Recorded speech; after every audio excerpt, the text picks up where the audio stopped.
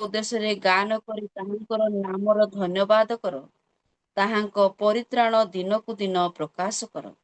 ଅନ୍ୟ ଦେଶମାନଙ୍କ ମଧ୍ୟରେ ତାହାଙ୍କର ଗୌରବ ଓ ସମସ୍ତ ଗୋଷ୍ଠୀ ମଧ୍ୟରେ ତାହାଙ୍କର ଆଶ୍ଚର୍ଯ୍ୟ କ୍ରିୟା ପ୍ରକାଶ କର।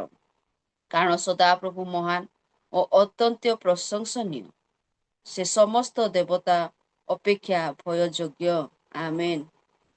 ପ୍ରବଳ ଉପବାକ୍ୟ ପଠନ ଏବଂ ଶ୍ରବଣରେ ଆମ ପ୍ରତ୍ୟେକଙ୍କୁ ଆଶୀର୍ବାଦ କରନ୍ତୁ। ଆସନ୍ତୁ ଏ ସମୟରେ ଆମେ ୱର୍ସିପ୍ କରିବାକୁ ଯିବା ବା ପ୍ରଭୁଙ୍କର ଉପସ୍ଥିତିକୁ ଯେ ଅନୁଭବ କରିବାକୁ ଯିବା। ଆଜି ପ୍ରଭୁ ଯୋଉ ଦାସର ମୁଖ ବାଛିଛନ୍ତି ତାହାଙ୍କ ଦେଇ ଗୌରବ ପାଇବା ପାଇଁ ଗୀତ ଦ୍ୱାରା ସେ ପ୍ରିୟ ପ୍ରଭୁଙ୍କର ଦାସ ଲିମା ଆଜ୍ଞାଙ୍କୁ ମୁଁ ପ୍ରଭୁ ଯୀଶୁ ଖ୍ରୀଷ୍ଟଙ୍କ ନାମରେ ଆହ୍ୱାନ କରୁଅଛି। ଆଉ ଲିମା ଆଜ୍ଞା ପ୍ରଭୁ ଯୀଶୁଙ୍କ ନାମରେ ଆଗକୁ ଆସନ୍ତୁ ଆଉ ଆମମାନଙ୍କୁ ୱର୍ସିପ୍ ରେ କଢାଇ ନିଅନ୍ତୁ। ଧନ୍ୟବାଦ ଦିଦି ମତେ ଆହ୍ୱାନ କରିଥିବାରୁ।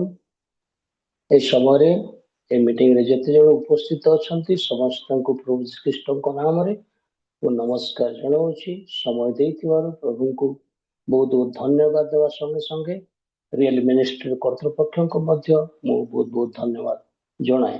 ଏ ସମୟରେ ଗୋଟେ ପଦ ପଢିଲା ପରେ ଆମେ ୱର୍ସିପ୍ ଗୀତ ମଧ୍ୟକୁ ଯାଉଥିବା, ଯାହାକି ମୁଁ ପାଠ କରିବି ଗୀତ ସଂହିତା ତାର 100 ପର୍ବ। ଏ ସକଳ ଦେଶ ତୁମେ ମାନେ ସଦାପ୍ରଭୁଙ୍କ ଉଦ୍ଦେଶ୍ୟରେ ଆନନ୍ଦ ଧ୍ୱନି କର, ଆନନ୍ଦରେ ସଦାପ୍ରଭୁଙ୍କ ସେବା କର, ଗାନ କରି ତାଙ୍କ ଛାମୁକୁ ଆସ। ପ୍ରଭୁ ଏ ପଠିତ ବାକ୍ୟରେ ଆଶୀର୍ବାଦ କରନ୍ତୁ। ଆସନ୍ତା ବେଳେ ଗୀତ ମଧ୍ୟକୁ ଯାଉଥିବା। Hallelujah hallelujah. ଧନ୍ୟବାଦ ଧନ୍ୟବାଦ ଧନ୍ୟବାଦ। ଏ ସକାଳ ସମୟରେ ପ୍ରଭୁ ତୁମମାନଙ୍କୁ ଆଣିଅଛ ତୁମର ଉପାସନା କରିବା ନିମନ୍ତେ, ସେଥିପାଇଁ ତୁମର ମହାନାମକୁ ଧନ୍ୟବାଦ। ଆଜି ଆସିଛୁ ପ୍ରଭୁ ତୁମର ମନ୍ଦିରରେ ଆମେ ତୁମର ସେବା ଉପାସନା କରିବା ନିମନ୍ତେ ଏହି ସବାରୀ ଗୀତରେ ଗାଉଥିବା। ଆଜି ଆସିଛି ମନ୍ଦିରେ ପ୍ରଭୁ, କରିବି ପୂଜା ତୁମରି। ପ୍ରଭୁ କରିବି ପୂଜା ତୁମରି। ଆଜି ଆସିଛି ମନ୍ଦିରେ ପ୍ରଭୁ, ଆସିଛି ମନ୍ଦିରେ ପ୍ରଭୁ, କରିବି ପୂଜା ତୁମରି। ପ୍ରଭୁ କରିବି ପୂଜା ତୁମରି। ଜାଣେ ମୁଁ ଘେନିବ ତୁମେ, ଜାଣେ ମୁଁ ଘେନିବ ତୁମେ, ଅବେଳେ ପୂଜା ମୋରି। ନାଥ ଅବେଳେ ପୂଜା ମୋରି। ଆଜି ଆସିଛି ମନ୍ଦିରେ ପ୍ରଭୁ, କରିବି ପୂଜା ତୁମରି। ନାଥ କରିବି ପୂଜା ତୁମରି। ଭକ୍ତି ସୁମନ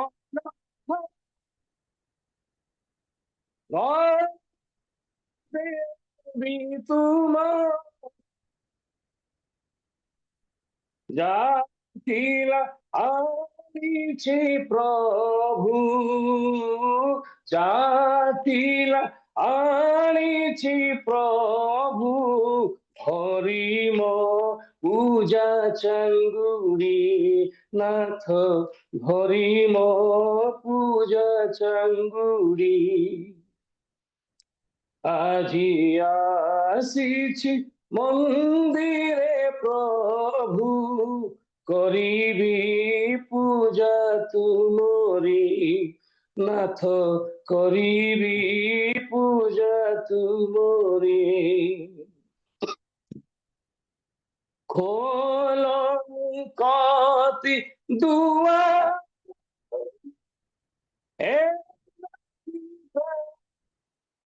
ଧୀର নিরাশে জীবিকিলে উঠি, নিরাশে জীবিকিলে উঠি, পূজা ভেটি ঘেনি পূজারি, নাথ পূজা ভেটি ঘেনি পূজারি। আজি আসিছি মন্দিরে প্রভু, মন্দিরে প্রভু, করিবি পূজা তুমরি, নাথ করিবি পূজা তুমরি। আজি আসিছি মন্দিরে প্রভু, করিবি পূজা তুমরি, নাথ করিবি পূজা তুমরি।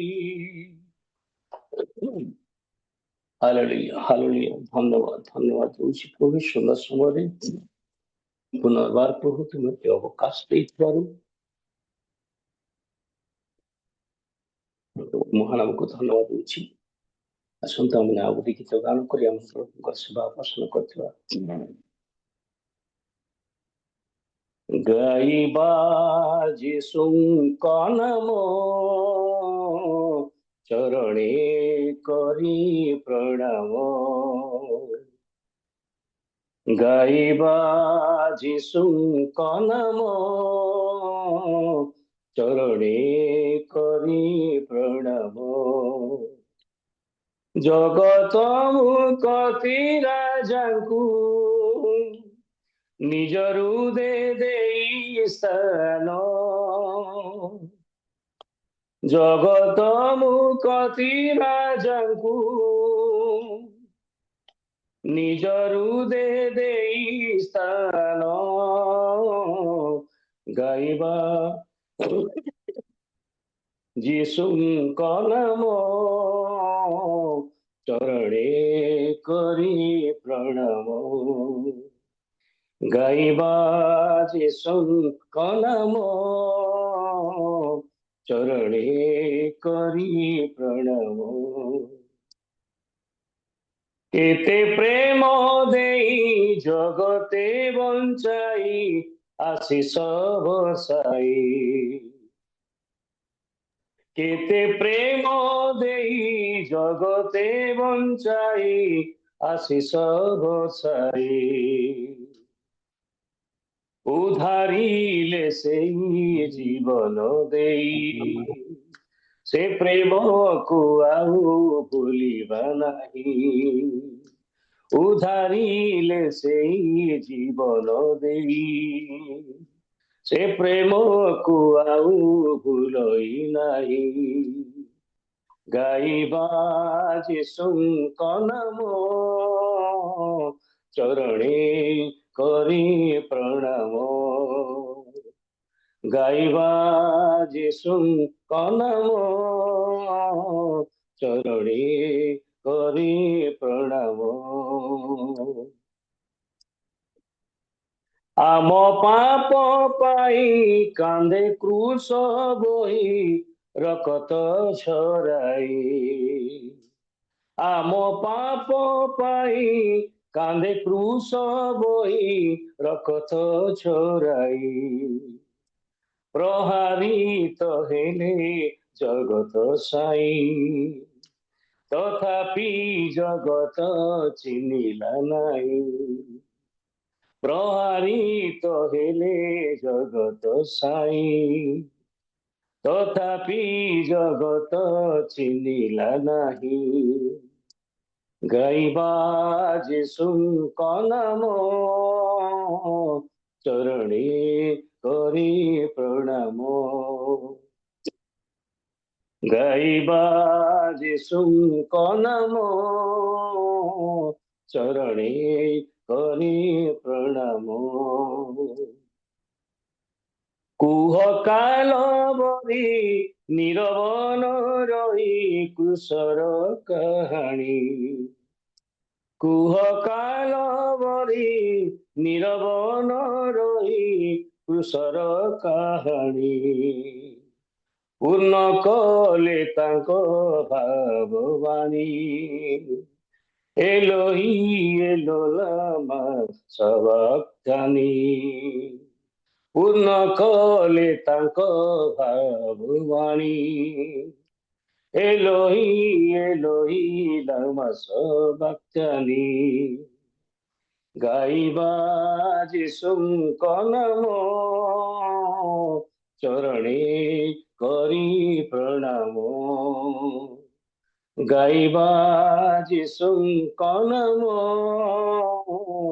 ଚରଣେ କରି ପ୍ରଣାମ। ଜଗତ ମୁକତି ରାଜାଙ୍କୁ ନିଜ ହୃଦେ ସ୍ଥାନ ଦେଇ। ଜଗତ ମୁକତି ରାଜାଙ୍କୁ ନିଜ ହୃଦେ ଦେଇ ସ୍ଥାନ। ଗାଇବା ଯୀଶୁଙ୍କ ନାମ,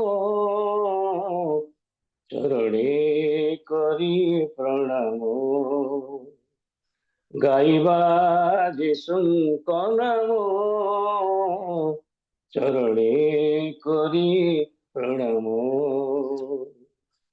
ହାଲେଲୁୟା। ଧନ୍ୟବାଦ ଧନ୍ୟବାଦ ପ୍ରଭୁ ସୁନ୍ଦର ସମୟରେ ପୁନର୍ବାର ଆମମାନଙ୍କୁ ବ୍ୟବହାର କରୁଅଛନ୍ତି। ପ୍ରାତଃ କାଳରେ ତାଙ୍କର ପ୍ରଶଂସା ତମର ଗୀତ ଗାନ କରି ପ୍ରଭୁ ସେବା ଉପାସନା କରିବା ନିମନ୍ତେ ସୁଯୋଗ ଦେଇଥିବାରୁ ଧନ୍ୟବାଦ ଦଉଛି। ଆସନ୍ତୁ ଆମମାନେ ଗୋଟେ ଗୀତ ଗାନ କରିଥିବ। ହାଲେଲୁୟା। ଧନ୍ୟବାଦ ଧନ୍ୟବାଦ ଧନ୍ୟବାଦ ସ୍ତୁତି।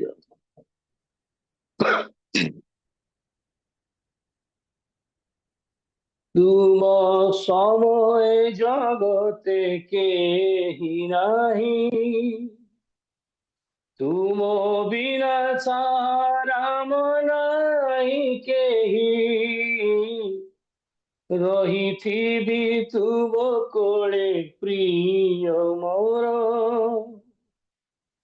তুমে একা সবু কিছু যিশুবর। তুম সময়ে জগতে কেহি নাহি, তুম বিনা সারাম নাই কেহি। রহিথিবি তুম কোলে প্রিয় মোর, তুমে একা সবু কিছু যিশুবর। आराधना तुम्हारा आराधना, प्रभु यीशु तुम्हारा आराधना। तुम्हारा आराधना, प्रभु यीशु तुम्हारा आराधना। समर्पुछि निजकु तुमरि हस्ते, वाक्य देई धोई दिया प्रभु मते।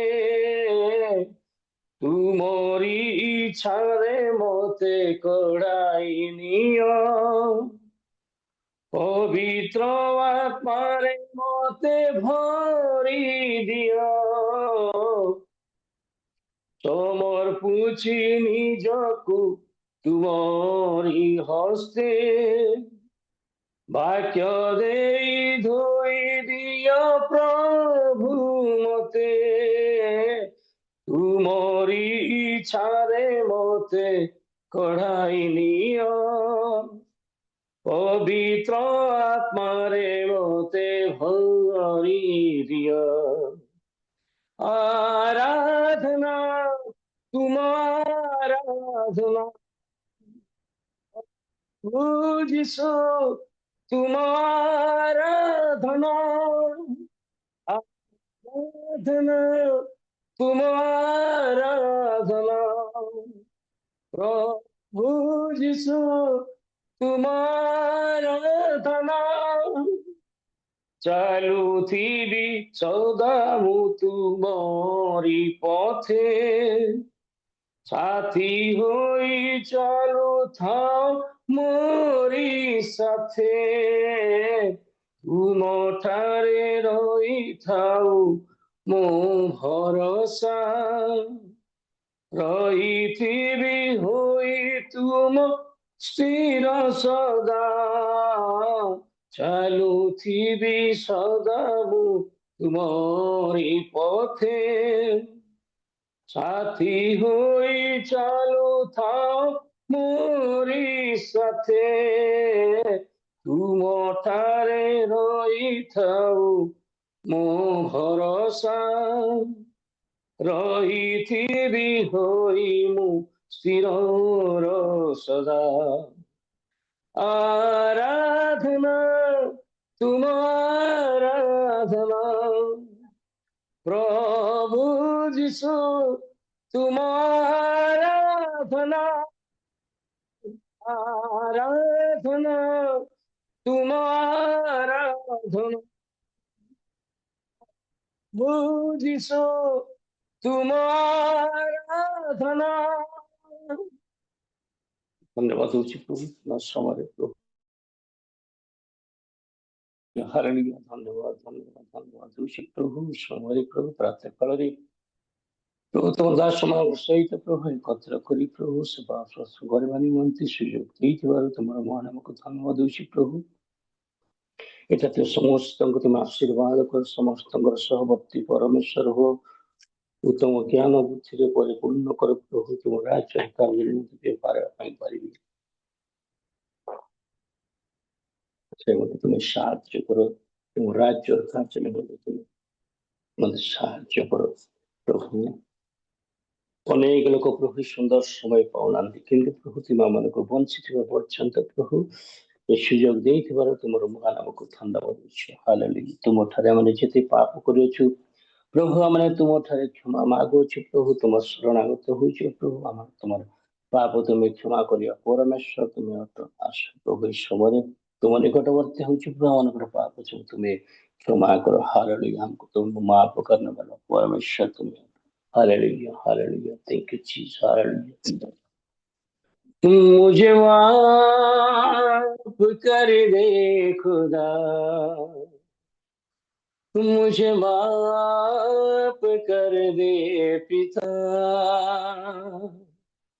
तुम मुझे माफ कर दे खुदा, तुम मुझे माफ कर दे पिता। तेरे चरणों में मैं आऊं प्रभु, तेरी महिमा मुझे सिखा दे। तेरे चरणों में मैं आऊं प्रभु, तेरी महिमा मुझे सिखा दे। तेरी महिमा करना मुझे सिखा दे, तेरी महिमा करना मुझे सिखा दे।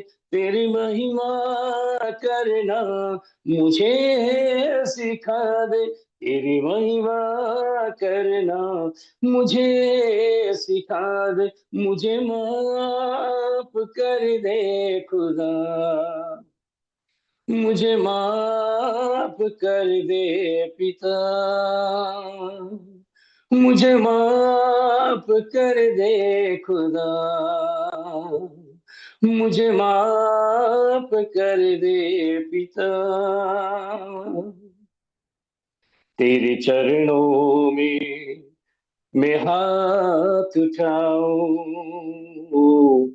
तेरे चरणों में मैं सर झुकाऊं, तेरे चरणों में मैं आंसू बहाऊं, तेरे चरणों में मैं घुटने में आऊं। मुझे माफ कर दे पिता, मुझे माफ कर दे खुदा, मुझे माफ कर दे खुदा, मुझे माफ कर दे पिता। सॉरी। जानबूझ के मेरे खुदा तेरे विरोध मैंने पाप की, तेरी प्रेम बलिदान को अभिलाषा किया कि ठुकरा दिया। जानबूझ के मेरे खुदा तेरे विरोध मेरे पाप की, तेरे प्रेम बलिदान को अभिलाषा किया कि ठुकरा दिया। मुझे माफ कर दे खुदा, मुझे माफ कर दे पिता, मुझे माफ कर दे खुदा, मुझे माफ कर दे पिता। तेरी चरणों में मैं आऊं, महिमा मुझे सिखा दे। तेरे चरणों में मैं आऊं प्रभु, तेरी महिमा मुझे सिखा दे। तेरी महिमा करना मुझे सिखा दे, तेरी महिमा करना मुझे सिखा दे, तेरी महिमा करना मुझे सिखा दे, तेरी महिमा करना मुझे सिखा दे। मुझे माफ कर दे खुदा, मुझे माफ कर दे पिता, मुझे माफ कर दे खुदा, मुझे माफ कर दे पिता, मुझे माफ कर दे खुदा, मुझे माफ कर दे पिता। Hallelujah hallelujah hallelujah. Thank you thank you thank you दीदी, समय ଦେଇଥିବାରୁ ବହୁତ ବହୁତ ଧନ୍ୟବାଦ।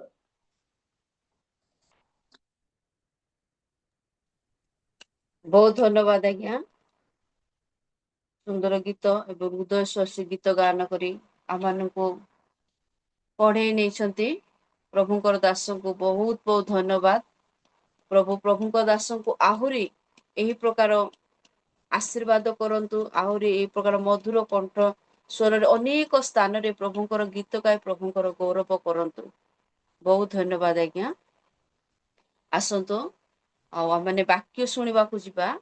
वाक्य शुणा पूर्वर आम प्रार्थना करवा लीमा आज्ञा से गीत द्वारा आमको पढ़े नहीं। प्रभु तांको परिवार को बहुला आशीर्वाद करंतु, शरीर को मध्य सुस्थ सबल रखंतु। से प्रार्थना करवा दास मानक वाक्य देवे, आम वाक्य शुणा दासों आम प्रत्येक प्रार्थना करवा। आम मध्य प्रिय प्रभुकर दासी अच्छा मानसी लीमा आउ थे दीदी, मो प्रभु जीशु ख्रीष्ट नाम रे आह्वान करुच्ची से आम प्रार्थना रे कढ़ई ने।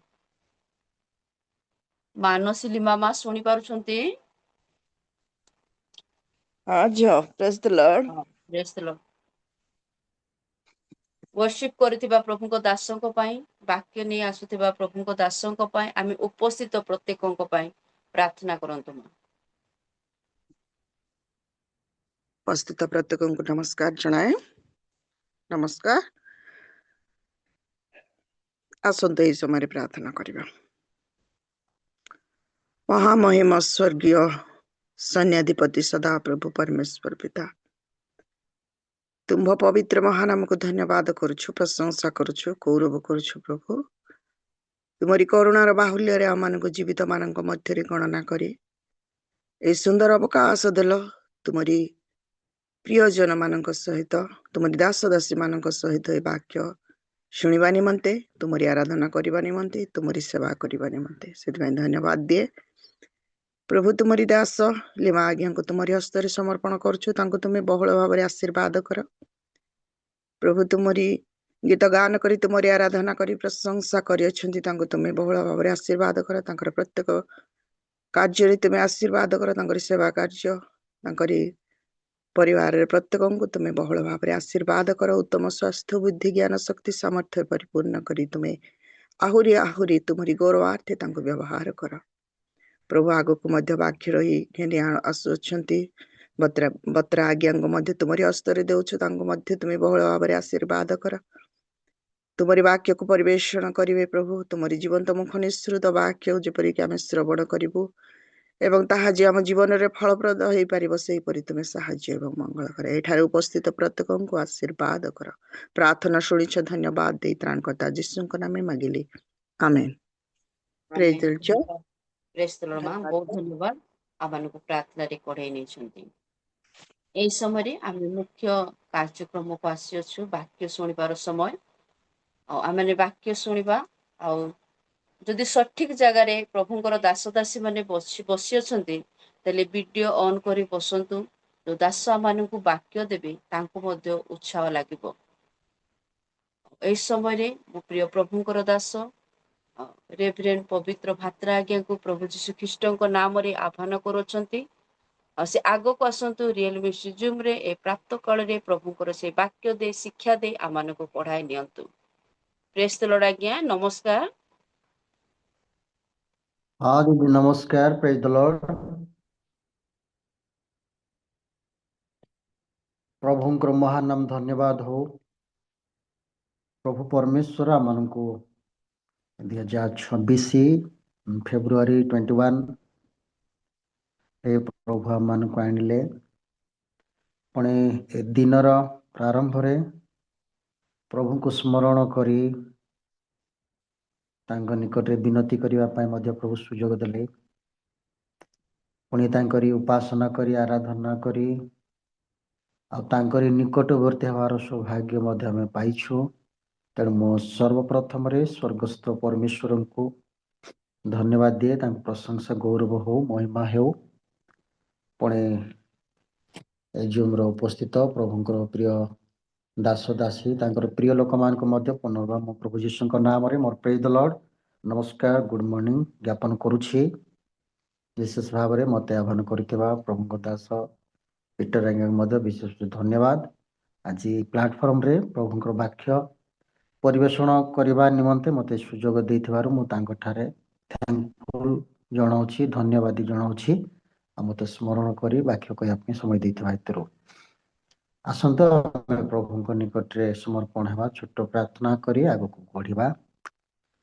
महामहिम स्वर्गस्थ पिता तुम विविध दया अनुग्रह द्वारा आज दिन में आम मैंने आसीअछु। तुमरी सुरक्षा दे आम को प्रभु आज दिन कढ़े आणिल। पुणी तुमरी सेवा करिवार सौभाग्य आम पाइछु।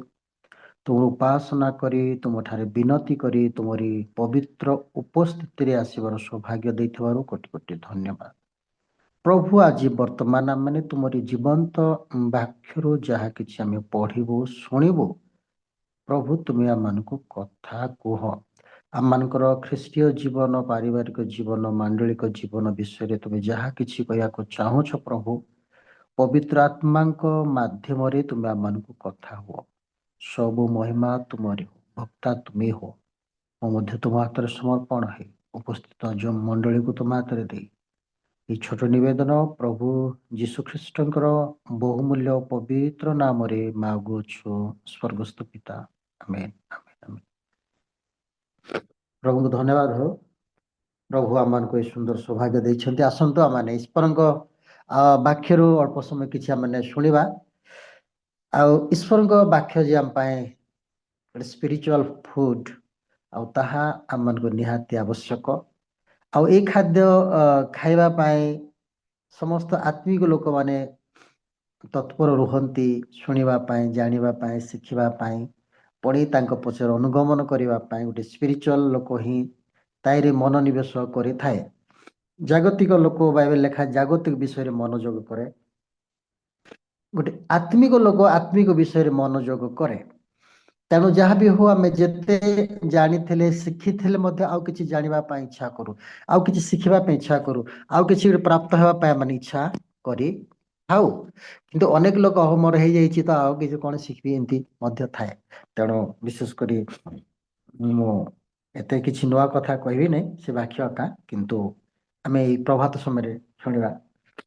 ଧନ୍ୟବାଦ ଦେଇ ମୋତେ ଯୋଉ ଦିଦି ଆହ୍ୱାନ କଲେ ତାଙ୍କୁ ମୋତେ ବହୁତ ବହୁତ ଧନ୍ୟବାଦ। ସେ ସୁନ୍ଦର ଭାବରେ ମୋତେ ବାକ୍ୟ ପରିବେଷଣ ପାଇଁ ଆହ୍ୱାନ କରିଥିବାରୁ ତାଙ୍କଠାରେ ମଧ୍ୟ ମୁଁ କୃତଜ୍ଞତା ମୋ ଧନ୍ୟବାଦ ଜଣାଉଛି। ଆସନ୍ତୁ ଆମେ ପଢ଼ିବା। ଆଜିର ଦିନରେ ସମସ୍ତେ ଆମମାନେ କିଛି ଗୋଟେ ନୂଆ ବିଷୟ ପାଇଁ ଇଚ୍ଛା କରୁ, କିଛି ଗୋଟେ ନୂଆ ଜାଗାକୁ ବୁଲିବା ପାଇଁ ବି ଇଚ୍ଛା କରୁ। ଆମେ ଯଦି ଗୋଟେ କପଡ଼ା ଦୋକାନରେ ବି ଯିବା, ସେତେବେଳେ ଆମେ କିଛି ଯୋଉ ଡ୍ରେସ୍ କି ଆମେ କେବେ ପିନ୍ଧି ନଥିବୁ ସେମିତିଟାକୁ ଚଏସ୍ କରିଥାଉ। ମୋତେ ଏମିତି କଲର୍ ପିନ୍ଧିଛି, ଏମିତିଟା ନେଇଛି, ଏମିତି ସିଲେଇଛି ବୋଲି ଆମେ ଆଉ ଗୋଟେ ନୂଆ ଧରଣକୁ ଆମେ ଚଏସ୍ କରିବାକୁ ଚାହୁଁ। ଗୋଟେ ପେନ୍ କିଣିଲେ ମଧ୍ୟ ବେଳେବେଳେ ଏମିତି ପେନ୍ କେତେ କିଣିଥିଲେ ଆଉ ଗୋଟେ କିଣିବା ପାଇଁ ଇଚ୍ଛା କରୁ, ନୂଆ ମଡେଲର କିଛି ବାହାରିଛି ବୋଲି ଆମେ ନେବା ପାଇଁ ଇଚ୍ଛା କରୁ। ସମସ୍ତେ ନୂତନତାକୁ ପସନ୍ଦ କରନ୍ତି, ପୁରାତନ ବିଷୟକୁ ଆମମାନେ ସେତେ ଲାଇକ୍ କରିନଥାଉ। ଘର ବି ଯଦି ଚୂନ ମାରିବେ, ଯଦି ପର୍ବ ଆସୁଛି ବୋଲେ ଗତ ବର୍ଷ ମାରିଥିଲୁ ଆଉ ଗୋଟେ ନୂଆ କଲର୍ ମାରିବା, ସମସ୍ତଙ୍କୁ ଗୋଟେ ନୂତନତା ଆବଶ୍ୟକତା। ତେଣୁ ଆଜି ଆମମାନଙ୍କର ଜୀବନ ପାଇଁ ନୂତନତାର ମଧ୍ୟ ନିହାତି ଆବଶ୍ୟକତା। ଆମେ କିଛି ନୂଆ ଶିଖିବା ପାଇଁ, ଆଉ କିଛି ଗୋଟେ ଏକ୍ସଟ୍ରା ହେବା ପାଇଁ, ଏକ୍ସଟ୍ରା ଅର୍ଡିନାରୀ ହେବା ପାଇଁ ମଧ୍ୟ ଆମେ ପସନ୍ଦ କରୁ। ବେଳେବେଳେ ଆମମାନେ ଆଉ ଆଗକୁ କିଛି ଯିବା ପାଇଁ ମଧ୍ୟ ପସନ୍ଦ କରୁ। ଆଉ ମୋତେ ପ୍ରଭୁ ଆଉ ଗୋଟେ ନୂଆ ଢଙ୍ଗରେ ବ୍ୟବହାର କର, ପ୍ରଭୁ ଆହୁରି ମୋତେ ଗୋଟେ ଏକ୍ସଟ୍ରା ନେଇଯାଅ, ପ୍ରଭୁ ମୁଁ ଆଜି ପର୍ଯ୍ୟନ୍ତ ଯେତେ ମିନିଷ୍ଟ୍ରି କଲି ଆହୁରି କିଛି ଗୋଟେ ନୂଆ ମିନିଷ୍ଟ୍ରି କରିବାକୁ ଦିଅ, ଯୋଉଟାକି ମୋତେ ବି ଭଲ ଲାଗିବ, ଅନ୍ୟମାନଙ୍କୁ ବି ଭଲ ଲାଗିବ। ଆଉ ସଣ୍ଡେରେ ବି ଦେଖୁ ଆମେ ଗତ ସଣ୍ଡେରେ ଯୋଉ ମେସେଜ କହିଥାଉ ଆଉ ସେଟା ପୁନର୍ବାର ସେ ମେସେଜ କହିବା ପାଇଁ ଇଚ୍ଛା କରିନଥାଉ। ଆଉ ଗୋଟେ କେମିତି ନୂଆ ମେସେଜ କହିବା, ପାଳକମାନେ ସବୁବେଳେ ଯେମିତି ନୂଆ ମେସେଜ କରି ମଣ୍ଡଳୀକୁ ଯେମିତି ଉଦ୍ଦୀପନା କରିବୁ, ଏ ବିଷୟ ଆମେ ସବୁବେଳେ ମନେ ରଖିଥାଉ ବା ଚେଷ୍ଟା କରିଥାଉ। କୋଉଠି ବି ଖୋଜି କୋଉଠି ଡିକ୍ସନାରୀ ଖୋଲିଥାଉ କି ପ୍ରାର୍ଥନା କରିଥାଉ, ପ୍ରଭୁ ମୋତେ ଗୋଟେ ଚାଳନା ଦିଅ, କ'ଣ ଗୋଟେ ଆମେ ସବୁବେଳେ କରିଥାଉ ଯେ ମୋତେ ନୂତନତାକୁ କଢ଼େଇ ନିଅ। ଏଇ ମନୋଭାବ ମଧ୍ୟ ଆମ ପାଇଁ ସବୁବେଳେ ରହିବା ଦରକାର ମଧ୍ୟ। ଯଦି ହଉ ଦେଖବା ନାଇଁ କୋଉଟା ଗୋଟେ କରିଦେବା ବୋଲେ ସେମିତିଆ ଗୋଟେ କରିଦେବୁ, କିନ୍ତୁ ପ୍ରକୃତରେ ସେଠି କାମ ହେଇନଥାଏ। ଆମେ ଯଦି ହାର୍ଟଲି ଜିନିଷ ଗୋଟେ ଯଦି ଫଲୋ କରିବା ନାହିଁ, ତେବେ ସେ ଜିନିଷ ପ୍ରଭୁ ମଧ୍ୟ ଦିଅନ୍ତି ନାହିଁ। ତେଣୁ ନୂତନତା ଆମେ କେମିତି ପାଇପାରିବା, ଖ୍ରୀଷ୍ଟୀୟ ଜୀବନରେ ନୂତନତା ଆମେ କେମିତି ପାଇପାରିବା, ସେଥିପାଇଁ ଅଳ୍ପ ସମୟ ମୁଁ ଟିକେ ଧ୍ୟାନ କରିବି। ଆମେ ଜାଣିଥାଇପାରୁ, ତଥାପି ଆମେ ଆଜିର ସକାଳେ ଟିକେ ଆମେ ସେ ବିଷୟରେ ଆଲୋଚନା କରିବା। ତେଣୁ ଯେଉଁମାନେ ନୂତନତାକୁ ପସନ୍ଦ କରନ୍ତି, ଆମେ ଜାଗତିକ ବିଷୟ ମୁଁ ଯେମିତି କହୁଥିଲି ଯେ ଗୋଟେ ଲୋକ ପିନ୍ଧିବା ପାଇଁ କି କଲର୍ ମାରିବା ପାଇଁ, ପେନ୍ କିଣିବା ପାଇଁ, ଯେକୌଣସି ଗୋଟେ ନୂଆ ହୋଟେଲ ଯଦି ବାହାରିଲା ଆମେ ସେଠି ଟିଫିନ୍ ପାଇଁ ଯାଇଥାଉ, ଭଲ ଆଉ କ'ଣ ଆଇଟମ୍ ଅଛି କି ଆମେ ସବୁ ଖୋଜିଥାଉ। ଏମିତି ଜାଗତିକ ବିଷୟରେ ଯୋଉ ନୂଆ ନୂଆ ବିଷୟ ଆମେ ଖୋଜୁ, ଆମେ ଆତ୍ମିକ ବିଷୟରେ ମଧ୍ୟ କିଛି ନୂଆ ବିଷୟ ଖୋଜିବାର ଅଛି। ଏଇଟା ଆମ ସବୁବେଳେ ଚେଷ୍ଟା ଥିବାର ଅଛି। ମୁଁ ଗୀତ ଆଜି ଏତେ ଗୀତ ଶିଖିଲିନି, ଆଉ ଗୋଟେ ନୂଆ ଢଙ୍ଗରେ ଯୋଉ ଗୀତ ବାହାରିଛି ଯୋଉଟାକି ଆତ୍ମିକ ସ୍ପିରିଚୁଆଲି, ସେଇ ଗୀତ ମଧ୍ୟ ମୁଁ ଗାଇବା ପାଇଁ ଚାହିଁବି। ଏମିତି ଆମର ଚେଷ୍ଟା ଥିବା ଦରକାର। ତେଣୁ ଆମେ ୟୁଟ୍ୟୁବରେ ଆଜି ଅନେକ ଗୀତ ସବୁ ବାହାରୁଛି, ତ ସେଇ ଗୀତ ଗାଇବା ଦ୍ୱାରା ଆମମାନଙ୍କୁ ଆଉ କିଛି ନୂଆ ଲାଗିଥାଏ। ଥରେ ମୁଁ ମିଟିଂରେ ଗଲି, ଆଉ ସେଠି ବସୁ ବସୁ ଆମର ସୁନୀଲ ଗୌଡ଼ ଆମର କୋରାପୁଟ, ସେ ଗୋଟେ ଗୀତ ଗାଇଲେ ଯେ କ୍ୟୁଁ ତୁ ଡରତା ହେ मैं तेरे लिए मैं लड़ता हूँ। ତ ବହୁତ ଭଲ ଲାଗିଲା। ପରିସ୍ଥିତିକୁ ନେଇକି ବେଳେ ବେଳେ ଆମେ ଡରି ଯାଇଥାଉ, ତ ପ୍ରଭୁ ଆମ ପାଇଁ ଲଢ଼ିବେ, ତୁ କ'ଣ ପାଇଁ ଡରୁଛୁ, ଏମିତି ଗୀତ ଗାଇଲା ମୋତେ ଆଉ ଟିକେ ଟଚ୍ କଲା। ବଢ଼ିଆ କଥା, ତ ପ୍ରଭୁ ଆମ ପାଇଁ ଠିଆ ହେବେ। ଇସ୍ରାଏଲ ଲୋକଙ୍କ ପାଇଁ ଯେତେବେଳେ ଆସୁଥିଲେ ଆଉ ପ୍ରଭୁ ସେମାନଙ୍କ ପାଇଁ ଯୁଦ୍ଧ କଲେ, ଆଜି ବି ଆମ ପାଇଁ ଯୁଦ୍ଧ କରିବେ। ତେଣୁ ଆମେ ବେଳେବେଳେ ପରିସ୍ଥିତିକୁ ନେଇ କେମିତି କରିବି, କ'ଣ କରିବି ବୋଲି ଭାବିଥାଉ। ବେଳେବେଳେ ପ୍ରଭୁ ଏମିତି ଗୋଟେ ଗୀତ ଦ୍ୱାରା ମଧ୍ୟ ଆମକୁ କଥା କୁହନ୍ତି, ଯଦ୍ୱାରା କି ଆମେ ଭଲ ଲାଗିଥାଏ ଏବଂ ସେଠି ଜୟ ମଧ୍ୟ ପାଇଥାଉ। ତେଣୁ ପ୍ରଭୁ ଆମ ପାଇଁ ଲଢ଼ନ୍ତି ବୋଲେ ଆମର ବୋଝ ଆମମାନଙ୍କ ଚିନ୍ତା ଟିକେ ହାଲୁକା ହେଇଯିବ। ଆଉ ପ୍ରଭୁ ଅଛନ୍ତି ଦେଖିବା। ଆଉ ସେ ଗୀତ ମୁଁ ଗାଉ ଗାଉ ଗାଉ ସେମିତି ଗୋଟେ ପରିସ୍ଥିତି ଆସିଲା ଯେ ଆଉ ସେ ଗୀତ ମୁଁ ଗାଇଲି। ଗାଇଲା ପରେ ସେ ଗୀତ ମୁଁ ଶୁଣିଲି, ଗାଇଲି, ସେମିତି ମୁଁ ଚିନ୍ତା କଲା ବେଳକୁ ଠିକ୍ ସେ ପରିସ୍ଥିତିକୁ ପ୍ରଭୁ ହିଁ ମୁକାବିଲା କଲେ। ମୁଁ ଯାଇ ଠିଆ ହେବା ଜାଗାରେ ଆଉ ଜଣେ ଯାଇ ଠିଆ ହେଇକିରି ସେ କାମ କରିଥିଲେ। ତେଣୁ ଆମକୁ କେତେ ଭଲ ଲାଗିଲା, ଗୀତ ଦ୍ୱାରା ମଧ୍ୟ ପ୍ରଭୁ ମୋତେ ଯାହା ସ୍ପର୍ଶ କଲେ ଏବଂ ମୋ ପାଇଁ ମଧ୍ୟ କାମ କଲେ ବୋଲି ମୁଁ ଚିନ୍ତା କଲି। ତେଣୁ ସବୁବେଳେ ଆମେ କିଛି ନୂଆ ବିଷୟ ଶିଖିବା ପାଇଁ, ଜାଣିବା ପାଇଁ ଇଚ୍ଛା ରଖିବା ଦରକାର, ଯୋଉଦ୍ୱାରା କି ପ୍ରଭୁ ମଧ୍ୟ ଆମମାନଙ୍କୁ ସେ ନୂଆ ବିଷୟରେ ଆମକୁ ଦିଅନ୍ତି। ତେଣୁ ଆଜି ଆମେ ପଢ଼ିବା ଗୋଟେ ଖ୍ରୀଷ୍ଟିଆନ ଜୀବନରେ ନୂତନତାକୁ ପ୍ରାପ୍ତ ହେବା ପାଇଁ, ନେଉନେସକୁ ଯଦି ପ୍ରାପ୍ତ କରିବା, ତେବେ ଆମେ କେତେଟା ଜିନିଷକୁ ଆମେ ଫଲୋ କରିବାକୁ ପଡ଼ିବ। केतरा जिनिस जदि फॉलो करवा निहाती आमे माने किछि नूतनता प्राप्त करि परिबा। तेणु प्रथम कथा एम्ब्रास यूनियन विथ क्राइस्ट माने ख्रीष्टन को आलिंगन करवा। ख्रीष्टन को आमे आलिंगन करवा केंती आलिंगन करवा तेबे ख्रीष्टन को पाखरे आमे रहबा को पड़िबो माने तांकर निकटवर्ती हेबा पड़िबो प्रभुंकर निकटवर्ती हेबा पड़िबो। एम्ब्रास यूनियन विथ क्राइस्ट ख्रीष्टन को सहित एकीभूत बा एकीकरण बा गुटे संयुक्त जीवन काटिबा पड़िबो तेबे से आमको नूतनता दियंते। जदि कौन सी लोक ख्रीष्टन को सहित न रही किछि गुटे नुआ हे जीवी आत्मिकतार बोले एटा हे पारबो नाही। ख्रीष्टन को ठारे थिले जड़े व्यक्ति को चालना चेतना प्रेरणा आ गोटे नूतन स्वभाव मध्य आसीजिव। आमे प्रभु जीशु सहित रहबार अछि। जड़े कहले जे आमनकर जेमती सांग आमनकर सेमती मन आमर सांग को आमे बाछिबा पड़बो। आमे जदि गोटे एमती अगा बगा लोक सांग करछु बोले आम जीवन मध्य सेमती हेछि बोली लोक जानि देबे। आमे जदि गोटे स्पिरिचुअल लोक सहित जदि संगति करछु बोले मध्य गोटे स्पिरिचुअल लोक गोटे आमे गोटे भलो प्रेयरफुल लोक सहित जदि आमे हमर फ्रेंडशिप रखुछु तबे ए मध्य गोटे प्रार्थनाशील लोक बोली लोक भी जानती। एटा गोटे निहाती जागतिक कथा बा साधारण कथा। तेणु आमानकर एम्ब्रास बा आमानकर गोटे यूनियन आमानकर एकत्रीकरण ख्रीष्टन को सहित रहबा को पड़िबो तेबे जे आमान भितर प्रभु चालना दियंती। तेणु पढ़िबा गोटे वाक्य पढ़िबा योहन तार 15 पद 4 पद।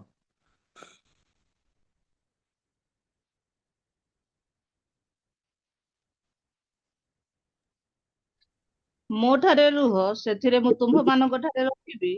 ଶାଖା ଯେପରି ଦ୍ରାକ୍ଷାଲତାରେ ନ ରହିଲେ ନିଜରୁ ଫଳ ଫଳି ପାରେ ନାହିଁ, ସେହିପରି ତୁମ୍ଭେମାନେ ମଧ୍ୟ ମୋ ଠାରେ ନ ରହିଲେ ଫଳ ଫଳି ପାର ନାହିଁ। आमेन। प्रथम कथा आम प्रभु को ठारे रहबा को पड़िबो। तेणु आमे नूतनता को प्राप्त हेबा पय प्रभु जीशु ख्रीष्ट को ठारे माने संयुक्त रहबा पड़िबो। We have to connect with our lord Jesus Christ. सब बेला हम कनेक्ट हे परिबा। आम जे जूम बसले कनेक्ट हे परिबा ताहा नाही। आपण माने चाली जाउथवा बेले मध्ये कनेक्ट हे जाई परिबे। आपण माने गाड़ी चलेले बेले मध्ये प्रभु सहित कनेक्ट हे जाई परिबे। आपण गाड़ी रे बसी करी मध्ये प्रभु सहित कनेक्ट जाई परिबे। आपण जे कोनसी परिस्थिति रे प्रभु को सहित कनेक्ट हेबा पय कोनसी प्रकार प्रतिबंधक नय कनेक्ट हे परिबा। एटा मानकर गोटे गोटे चिंताधारा थिबा छु प्रभु सहित कनेक्ट हेबी। तेणु मो निरंतर प्रार्थना कर बोली बाइबल लिखा अछि। केंति निरंतर प्रार्थना करियो आपण एमती गोटे प्रभु को सहित संयुक्त जीवन काटिबा पय चेष्टा कले प्रभु आपण सहित संयुक्त हेबा आ मते संयुक्त हे परिबा। तेणु एटा गोटे रहस्य जे आमे जे कोनसी परिस्थिति रे थिले मध्य आमे कोनसी ऑफिस रे गले मध्य ठिया हे गिर मध्य प्रार्थना करे प्रभु तार जीवन कथा हो तार जीवन को बदला मोर पय मु जीवन नै गिर जाउची प्रभु तार जीवन तुम कथा को बोली बोली प्रार्थना करथिबे सम्मान प्रभु तार जीवन कथा कहबे। तेणु connect with Lord Jesus Christ तेबे नूतनता मान को आसी परबो। जाय कि द्वितीय करंती 5 पर्व 17 पद टी पढि नथु। द्वितीय करंती 5 ର 17। एणु जदि केही ख्रीष्टଙ୍କ ଠାରେ ଅଛି, ତେବେ ସେ ନୂତନ ସୃଷ୍ଟି ହୋଇଅଛି। ପୁରାତନ ବିଷୟ ସବୁ ଲୋପ ପାଇଅଛି, ଦେଖ ନୂତନ ବିଷୟ ସବୁ ହୋଇଅଛି। तेणु ଖ୍ରୀଷ୍ଟଙ୍କ ଠାରେ ଥାଉ ଥାଉ आम मानकर बेड हैबिट गुड़ा धीरे धीरे पळेब। आम छोट छोट बेड हैबिट थाई पारे हमर देखबा शैली भल न थाई पारे हमर कहबा कथार शैली भल न थाई पारे आम मानकर चिंतार शैली भल न थाई पारे आम मानकर व्यवहार मध्ये आरो अन्य प्रकार थाई पारे ए सब टिकी टिकी भितर भितर कोन सब थिबो आमे सेटा जानि पारबा नै। सामसन जेंति जानि पारले नै जे प्रभु ताको छाडे देलेनी प्रभु ठारू से ताको केते दूर कर देले सामसन जानि पारने मु आगो भलिया अछि बोली भाबुतो। सेमिति आमे माने मध्य कोन करूछु बेले बेले जे मो भलो अछि मोर प्रेयर लाइफ भलो अछि मोर बाइबल स्टडी भलो अछि मोर कोन पाप अछि बोली भाबुतो। किंतु ख्रीष्टଙ୍କ ठारे थिले ही सब पुरातन विषय धीरे धीरे डिलीट हे जिवो। ख्रीष्टଙ୍କ ठारे नथिबा द्वारा आमे जागतिक विषय धीरे धीरे धीरे एडिक्ट हे जिबा। प्रार्थना करूथबा बाइबल पढुथबा किंतु आमे ख्रीष्टଙ୍କ ठारे संपूर्ण समर्पित न हेबा द्वारा आम बेले बेले नै कि एमिति केतरा बैड हैबिट रे माने आने पड़ी जाई था। तेणु जेते लोग ख्रीष्टଙ୍କ ठार अछंती पुरातन विषय सब लोप हेबो एवं नूतनता आसीबो। नंबर 1 कहले जे ख्रीष्टଙ୍କ ठार जण व्यक्ति आमे कोन हेबार छै से ସଂଯୁକ୍ତ ହେବାକୁ ପଡ଼ିବ। ଦ୍ୱିତୀୟ କଥା ମୁଁ କହିବାକୁ ଚାହିଁବି, ଶୀଘ୍ର ଯିବା। ଡାଇ ଟୁ ସେଲ୍ଫ ଡେଲି, ପ୍ରତିଦିନ ଆମେ ନିଜେ ମରିବାର ଅଛି। ଏଟା ପାଉଲଙ୍କର ପତ୍ରରେ ଲେଖି ଯାଇଛନ୍ତି, ମୁଁ ନୁହେଁ, ଖ୍ରୀଷ୍ଟ ମୋ ଠାରେ ଜୀବିତ। এইটাକୁ ଆମେ ଅନୁସରଣ କରିବାକୁ ପଡ଼ିବ। ପ୍ରତିଦିନ ଆମର ସେଲ୍ଫ ଡିନାଇଡ୍, ଆମେ ନିଜେ ମରିବାକୁ ପଡ଼ିବ। ମୁଁ ନିଜେ ମରିଯାଇଛି, ମୁଁ ଆଉ କିଛି ନୁହଁ, ଏଇ ଚିନ୍ତାଧାରା, ମୋ ପାପ ପ୍ରତି ମୃତ।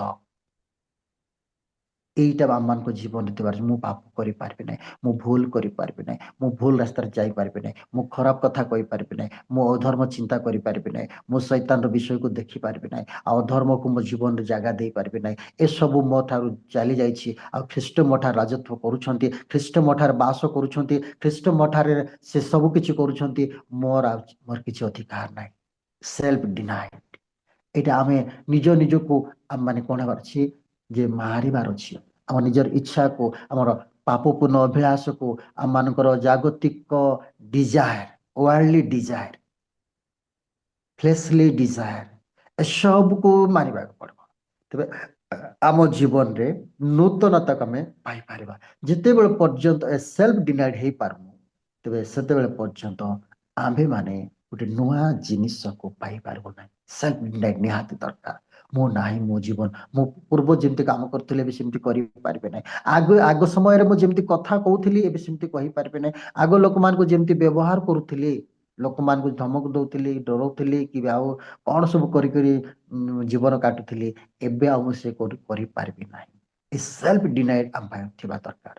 ଆମେ ନିଜେ ମରିଯାଇଛୁ, ଆଉ ମୋ ଠାରେ ଖ୍ରୀଷ୍ଟ ଜୀବିତ ଅଛନ୍ତି। ତେବେ ସେଠି ଆମମାନେ ନୂତନତା ସେ ଜୀବନରେ ପ୍ରଭୁ ଦିଅନ୍ତି। ଯେତେବେଳେ ପର୍ଯ୍ୟନ୍ତ ଆମେ କିଛି କରିବା ପାଇଁ ଚେଷ୍ଟା କରିବୁ, ପରମେଶ୍ୱର କିଛି ଆଉ କରନ୍ତି ନାହିଁ। ଆମେ ଯେତେବେଳେ ନିଜକୁ ଆଗକୁ ବଢ଼ିଯାଉ, ତ ପ୍ରଭୁ ସାଇଲେନ୍ସ ହେଇଯାଆନ୍ତି। କିନ୍ତୁ ପ୍ରଭୁଙ୍କୁ ଯେତେବେଳେ ଆମେ ଜାଗା ଦେଇଦେଉ, ପ୍ରଭୁ ସେଠାରେ ରାଜତ୍ୱ କରନ୍ତି। କ'ଣ କରନ୍ତି ତାଙ୍କୁ ଜଣା, କିନ୍ତୁ ଆମେ ନିଜକୁ କଣ୍ଟ୍ରୋଲ କରି ରହିଯିବାର ଅଛି। ଆମେ ପଢ଼ିବା ରୋମିଓ ତାର 12 ପର୍ବ 13 ପଦ, ରୋମିଓ 8 ପର୍ବ 12 ଆଉ 13।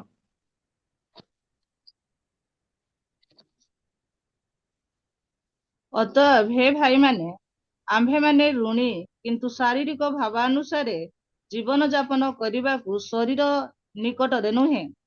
କାରଣ ଯଦି ଶାରୀରିକ ଭାବାନୁସାରେ ତୁମ୍ଭେମାନେ ଜୀବନ ଯାପନ କର, ତେବେ ଅବଶ୍ୟ ମରିବ। କିନ୍ତୁ ଯଦି ଆତ୍ମାଙ୍କ ଦ୍ୱାରା ତୁମ୍ଭେମାନେ ଶରୀରର କର୍ମ ସବୁକୁ ବିନାଶ କର, ତେବେ ଜୀବିତ ହେବ। ଆମେନ୍।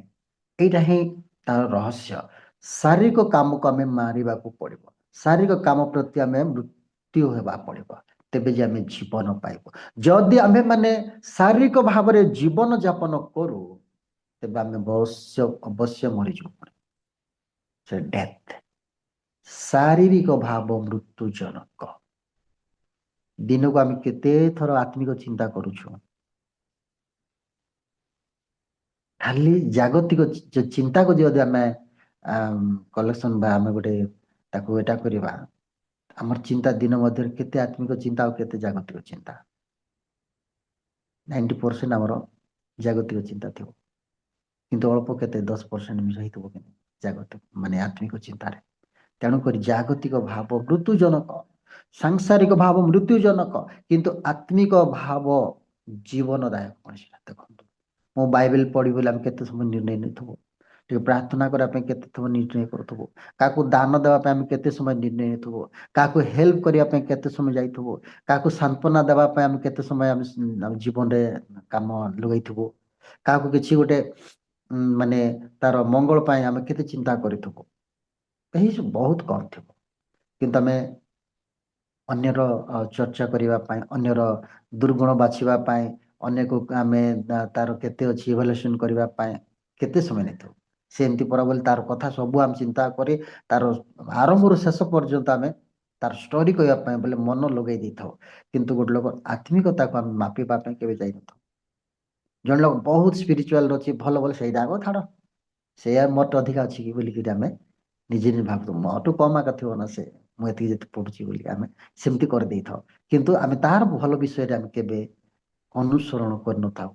କିନ୍ତୁ ଜଣଙ୍କର ଦୁର୍ଗୁଣକୁ ବୋଲେ ଆମେ ଆଗରେ ଆମର ପାଟି ଖୋଲିଯାଏ, ଆଉ ଆମେ ସେ ସବୁ କହିଲା ପରେ ଆମେ ତୃପ୍ତ ହେଇଥାଉ ମାନେ ଆମେ ପାକ୍କା ଗୋଟେ ଫ୍ଲେଶଲି ମାନସ ଜାଗତିକ ମନୁଷ୍ୟ ଅଟୁ ଜଣେ ଆମେ ଅଧିକ ଯଦି ଜାଗତିକ ବିଷୟରେ ମନୋନିବେଶ କରୁଛୁ ତେବେ ଆମେ ଜାଗତିକ ଲୋକ ଆମ ପାଖରେ କେତେ ପ୍ରକାର ବାଇବେଲ ଅଛି ଆପଣ ଆମ ନିଜେ ଚିନ୍ତା କରନ୍ତୁ କେତେଟା ଭେର୍ସନ ଆପଣ ପାଖରେ ବାଇବେଲ ଅଛି ଆମ ପିଜି ଅଙ୍କଲ କହନ୍ତି ମୋର ପାଖରେ 15 16 20ଟା ଭେର୍ସନ ବାଇବେଲ ଅଛି ସେ ବାଇବେଲ ରଖିବାର ଉଦ୍ଦେଶ୍ୟ ଯେ ସେ ବିଭିନ୍ନ ତାରିଖରେ ପ୍ରଭୁଙ୍କୁ ଜାଣିବା ପାଇଁ ଚାହୁଁଛନ୍ତି ପ୍ରଭୁଙ୍କର ବାକ୍ୟକୁ ଜାଣିବା ପାଇଁ ଚାହୁଁଛନ୍ତି ବିଭିନ୍ନ ଟ୍ରାନ୍ସଲେଟର ମାଧ୍ୟମରେ ସେ ପ୍ରଭୁଙ୍କର ବାକ୍ୟକୁ ଜାଣିବାକୁ ଚାହୁଁଛନ୍ତି ତେଣୁ ଏତିକି ଜାଣିପାରିଲୁ ଯେ ସେ ବିଭିନ୍ନ ଭେରାଇଟିର ବାଇବେଲ ରଖିବା ଦ୍ୱାରା ପ୍ରଭୁ ପ୍ରତି ସେ ଆଗ୍ରହ ପ୍ରକାଶ କରୁଛନ୍ତି ଏବଂ ପ୍ରଭୁଙ୍କୁ ଆହୁରି ଅଧିକ ସମ୍ମାନ ଦେବା ପାଇଁ ସେ ଚାହୁଁଛନ୍ତି ତେଣୁ ଆମେ ସେଲ୍ଫ ଡିନାଇଡ ନ ହେଲେ ଆମେ ନିଜେ ନ ମରିଲେ ଆମର ଶାରୀରିକ କାର୍ଯ୍ୟକୁ ମୃତ୍ୟୁ ନ ଦେଲେ ଆମେ ଆଉ ନୂଆ ଜିନିଷ କିଛି ପାଇପାରିବା ନାହିଁ ତୃତୀୟ କଥା ଆମେ କହିବାକୁ ଚାହିଁବି constant prayer and scripture reading ଆମେ କନଷ୍ଟାଣ୍ଟଲି ପ୍ରେୟର କରିବାକୁ ପଡ଼ିବ ଏବଂ ବାକ୍ୟରେ ରହିବାକୁ ପଡ଼ିବ ଏଇଟା ନୂତନତା ପାଇବାର 3 ନମ୍ବର ସୂତ୍ର ଯେ କନଷ୍ଟାଣ୍ଟ ପ୍ରେୟର ଆଣ୍ଡ ସ୍କ୍ରିପଚର ତେଣୁ ନିହିମିଆ 9 ପର୍ବ ତାର 3 ପଦଟି ପଢିବା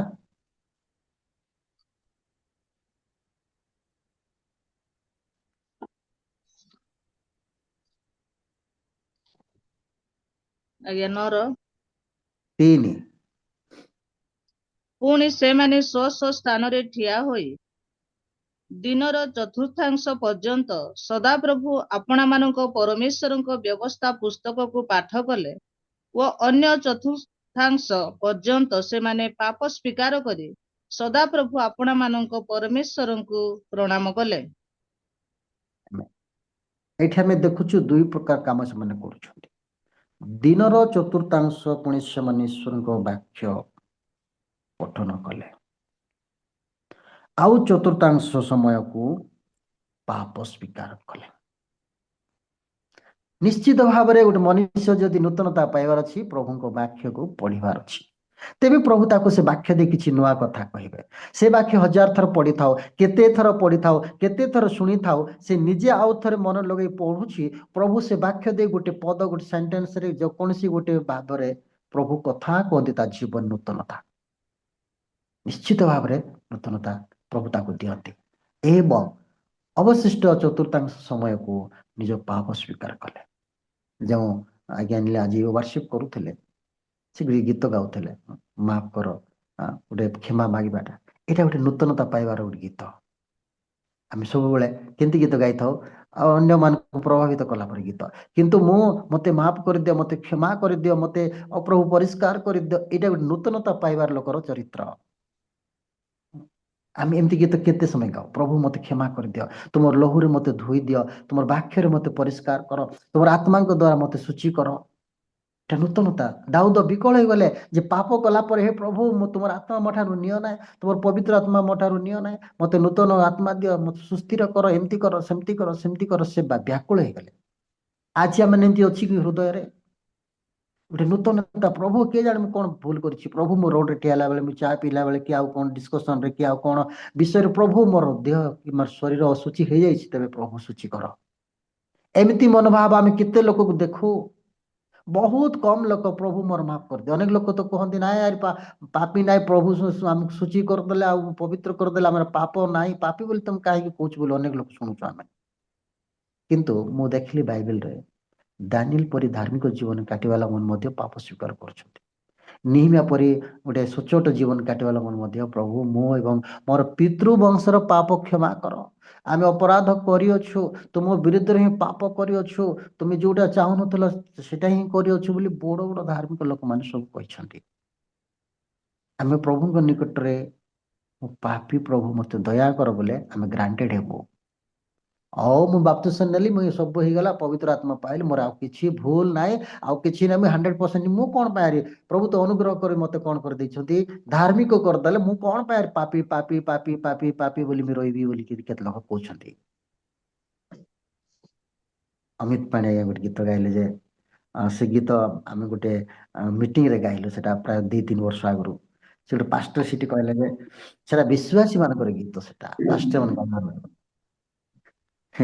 ସେ ଗୀତ କ'ଣ ହେଇଥିଲା ସେ ମଧ୍ୟ ମନ ପରି ମନ ମତେ ଦିଅ ପ୍ରଭୁ ମୋ ଦିନହୀନ ପାପୀ ମୁଁ ଅଯୋଗ୍ୟ ବୋଲି ଗୀତ ଗାଇଛନ୍ତି। ସେ ଗୀତ ବାର୍ଷିକରେ ଗାଇଲା ବେଳକୁ ସେ ଗୋଟେ ପାଷ୍ଟର କହିଲା ନାଇଁ ନା ସେଇଟା ବିଶ୍ୱାସୀ ମାନଙ୍କ ପାଇଁ ଗୀତ ପାଷ୍ଟର ମାନେ ନାହିଁ ବୋଲି କହିଲା। ହେଲେ ଆମେ ସେଠି ଆର୍ଗୁମେଣ୍ଟ କଲୁ ବଡ଼ ଷ୍ଟୋରି ହେବ ତୁମେ ଆର୍ଗୁମେଣ୍ଟ ଆଡ୍ କଲୁନି। ହଉ ତୁମେ ଯେମିତି ଭାବୁଛ ସେମିତି ଭାବ, କିନ୍ତୁ ମଣିଷ ଯେ ପାପରେ ନିର୍ମିତ ଆଉ ତାର ସ୍ୱଭାବ ଯେ ମୃତ୍ୟୁ ପର୍ଯ୍ୟନ୍ତ ରହିଥାଏ, ଅନୁଗ୍ରହରେ ପରିତ୍ରାଣ ପାଇଛୁ ଯେ ଭିତରେ କେମିତି ଅଛି ସେଟା ଆମେ ନିଜେ ହିଁ ନିଜେ ଜାଣିଛୁ। ଅହଙ୍କାର କରବାଟା ହଉଛି ପାପ ଆକା, ଜଣେ ପ୍ରତି ଜଳିଯିବାଟା ପାପ ଆକା, ଜଣେ ପ୍ରତି ଆଉ ଅହଙ୍କାର କିନ୍ତୁ କରିବା ପାପ ଆକା ସେଟା। ଆମେ ମନେ ଜଣେ ଭଲ ପ୍ରଚାର କଲା ପ୍ରଚାର କରିଦେଲା, ତାପରେ ମୁଁ ଟିକେ ତାଠୁ କେମିତି ଭଲ ପ୍ରଚାର କରିବି ବୋଲି ଭାବବା ମଧ୍ୟ ସେଟା ଗୋଟେ ଭଲ ଆତ୍ମା ନାହିଁ ଆକା। ଯାହା ହଉ ଭଲ କଲ ଭାଇ, ପ୍ରଭୁ ତୁମକୁ ବଢିଆ ବ୍ୟବହାର କଲେ ବୋଲେ ଠିକ ଅଛି। ଆମେ ତାକୁ ଯଦି ହାର୍ଟଲି ଯଦି କିଛି ସାଲ୍ୟୁସନ କରୁଛୁ ବୋଲେ ସେଟା ଠିକ ଅଛି। ହଁ ପ୍ରଭୁଙ୍କର ଦାସ ତ ବଢିଆ କହିଲା, ହଁ ପ୍ରଭୁ ତାଙ୍କୁ ବ୍ୟବହାର କରନ୍ତୁ, ମୋ ଠାରୁ ବ୍ୟବହାର ଭଲ କରନ୍ତୁ ବୋଲବାଟା ହଉଛି ସେଟା ପ୍ରଭୁଙ୍କର ଲୋକ। ଯୀଶୁ କଣ କହିଲେ, ମୁଁ ଯେତିକି କାମ କଲି ତୁମେ ମୋ ଠାରୁ ବଡ ବଡ କାମ କର। ମୁଁ ଯେତିକି ଜାଗା ଗଲି ତୁମେ ଆହୁରି ଅନ୍ୟ ଜାଗାକୁ ଯାଅ, ପୃଥିବୀର ପ୍ରାନ୍ତ ପର୍ଯ୍ୟନ୍ତକୁ ଯାଅ। ସେଟା ହଉଛି ଗୋଟେ ଗୁଡ୍ ଟିଚରର ସଲ୍ୟୁସନ। ଗୋଟେ ଗୁଡ୍ ଟିଚର ପୁଣି କେବେ ବି ହେଲା ବାବୁ ବଢିଆ ପଢିଲୁ, ବଢିଆ ଲେଖିଲୁ, ଭଲ ମାର୍କ ଆଣିଲୁ ବୋଲି କେବେ କହିବ ନାହିଁ। ତୁ ଚେଷ୍ଟା କଲେ ଆହୁରି ଟିକେ ଆଗକୁ ଯାଇପାରିବୁ, ଚେଷ୍ଟା କଲେ ତୋର ହ୍ୟାଣ୍ଡ ରାଇଟିଂ ଆଉ ଭଲ ହେଇପାରିବ, ଚେଷ୍ଟା କଲେ ଆଉ ଟିକେ ଭଲ କିଛି ଗାଇପାରିବୁ, ଚେଷ୍ଟା କଲେ ଆଉ ଟିକେ ଭଲ ପ୍ରଚାର କରିପାରିବୁ। ତାକୁ ଏନକରେଜ ଶସ ଢାଳି ଦବ ତା ଜୀବନରେ, ତା ଜୀବନରେ ଆହୁରି ଗୋଟେ ମାନେ ନୂଆ ଆଡକୁ ଯିବା ପାଇଁ ତାକୁ ଉତ୍ସାହ ଦେବା। ସେ ଗୁଡ୍ ଟିଚର ଯେ ଯୋଉ ଟିଚର ପୁଣି କହିଦେବ ବଢିଆ କଲୁ ବେଷ୍ଟ କଲୁ ବୋଲେ ପିଲା ଆଉ ସେ ଦିନଟା ଆଉ ଚେଷ୍ଟା କରିବ ନାହିଁ। ମୁଁ ତ ବହୁତ ଭଲ ହେଇଗଲି ଆଉ କଣ ପାଇଁ ଚେଷ୍ଟା କରିବ। ସେଟା ଭଲ ଟିଚରର ପୁଣି ଉପଦେଶ ସେମିତି ନାହିଁ। ଭଲ ଟିଚର ସବୁବେଳେ ଆଗକୁ ଆଉ ଦୁଇ ପାଦ ନେବା ପାଇଁ ଚେଷ୍ଟା କରିବ। ଆମେ ଅନ୍ୟମାନଙ୍କ ପାଇଁ ଆଗକୁ ଦୁଇ ପାଦ ଯିବା ପାଇଁ ଆମେ କେବେ କଣ ଚେଷ୍ଟା କରୁଛୁ? ଜଣେ ଗୀତ ଗାଇଲା ଭଲ, ଚର୍ଚ୍ଚରେ ଗଲା ବେଳକୁ ଆମେ ତାକୁ ସାଲ୍ୟୁଟ କରୁଛୁ, ବଢିଆ ଗାଇଲୁ ମା, ଝିଅ କି ବାବୁ, ଆଉ ଆଉ ଭଲ ଗା, ତୁ ଆହୁରି ନ୍ୟାସନାଲି ଭାବରେ ଗା, ଇଣ୍ଟରନ୍ୟାସନାଲରେ ହେଇଯା। ଆଉ କେବେ କହୁଛୁ କି ତୁଇ କାହିଁକି ଆଗରେ ବଢୁ, ମୋର ପୁଅ ବଢୁ ନା, ମୋର ଝିଅ ସେମିତି ଗାଉ, ତ ଟପାଇ କରି ମୋର ଝିଅ ଗାଇବାର ଅଛି। ଆମେ ଚିନ୍ତା କରିଥାଉ। ଏଇ ଚିନ୍ତାଧାରା ଗୁଡାକ ପ୍ରକୃତରେ ଭଲ ଚିନ୍ତା ନୁହଁ। ପ୍ରଭୁ ଯାହାକୁ ଯୋଉ ଟ୍ୟାଲେଣ୍ଟ ଦେଇଛନ୍ତି ସେ ଟ୍ୟାଲେଣ୍ଟରେ ସେ ଟପ୍ ମୋଷ୍ଟ ଆଡକୁ ଯାଉ, ସେଇଟା ଆମମାନଙ୍କୁ ଚିନ୍ତାଧାରା ହେବା ଦରକାର। ଯେତେ ଭଲ ପ୍ରଚାର କରୁ ପ୍ରଭୁର ମହିମା ପାଇଁ। ଆମେ ସମସ୍ତେ ଗୋଟିଏ ପଲର ମେଷ, ଆମମାନଙ୍କର ପିତା ପରମେଶ୍ୱର। ଆମେ ବିଭିନ୍ନ ଡେନୋମିନେସନ ରହିପାରୁ, ବିଭିନ୍ନ ଚର୍ଚ୍ଚରେ ରହିପାରୁ, ଆମର ସଂସ୍ଥାର ନାଁ ଅଲଗା ହେଇପାରେ, କିନ୍ତୁ ଆମ ପରମେଶ୍ୱର ଗୋଟେ, ଆମର ପ୍ରଭୁ ଯୀଶୁ ଗୋଟେ, ଆମର ପବିତ୍ର ଆତ୍ମା ଗୋଟେ, ଆମର ଯିବା ରାଗ ବି ଗୋଟେ। ତେଣୁ ଆମେ କାହିଁକି ଧରାଧରି ହେଇକରି ମୁଇଁ ଭଲ ତମେ ଭଲ, ଏଟା ଖରାପ ସେଟା ଖରାପ ବୋଲି ଆମେ କାହିଁକି କାମୁଡା କାମୁଡି ହେଇକରି ଜୀବନ କାଟିବା? ଏସବୁ ଜାଗତିକ ବିଷୟ, ଏସବୁ ଜାଗତିକ ଚିନ୍ତାଧାରା। ତେଣୁ ଆମେମାନେ ସବୁବେଳେ ଅନ୍ୟକୁ ଆଗକୁ ଷ୍ଟପ୍ ଲେଭେଲ ନେବା ପାଇଁ ଚିନ୍ତା କରିବା ଦରକାର। ନିଶ୍ଚିତ ମାନେ ସେ ପ୍ରକାର ତାଙ୍କୁ ଏନକରେଜମେଣ୍ଟ କରିକି ନେବା ଦରକାର। ତେଣୁ ଆମମାନେ ବାଇବେଲ ପଢିଲେ ଏବଂ ପାପ ସ୍ୱୀକାର କଲେ। ତେଣୁ ଅଧା ଅଧି ଚତୁର୍ଥାଂଶ ସମୟ ପ୍ରଭୁଙ୍କର ବାକ୍ୟ ପଠନ ପାଇଁ ଆଉ ଚତୁର୍ଥାଂଶ ସମୟ ପାପ ସ୍ୱୀକାର କରିବା ପାଇଁ ଦେଲେ। କଣ ପାଇଁ? ପ୍ରଭୁ ଆମମାନେ ଭୁଲ କରିଥାଇ ପାପ କରିଥାଇ ପାରୁ, ଆଉ ବାଇବେଲ ପଢିବା ଦ୍ୱାରା ହିଁ ଆମମାନଙ୍କର ଦୁର୍ବଳତା ମଧ୍ୟ ଜାଣିପାରିବ। ଜଣେ ବାଇବେଲ ପଢିବ ନାହିଁ ନିଜର ଦୁର୍ବଳତା ଜାଣିପାରିବ ନାହିଁ। ତେଣୁ ଆମେ ପଢିବାର ଅଛି ଏବଂ ପାପ ସ୍ୱୀକାର କରିବାର ଅଛି।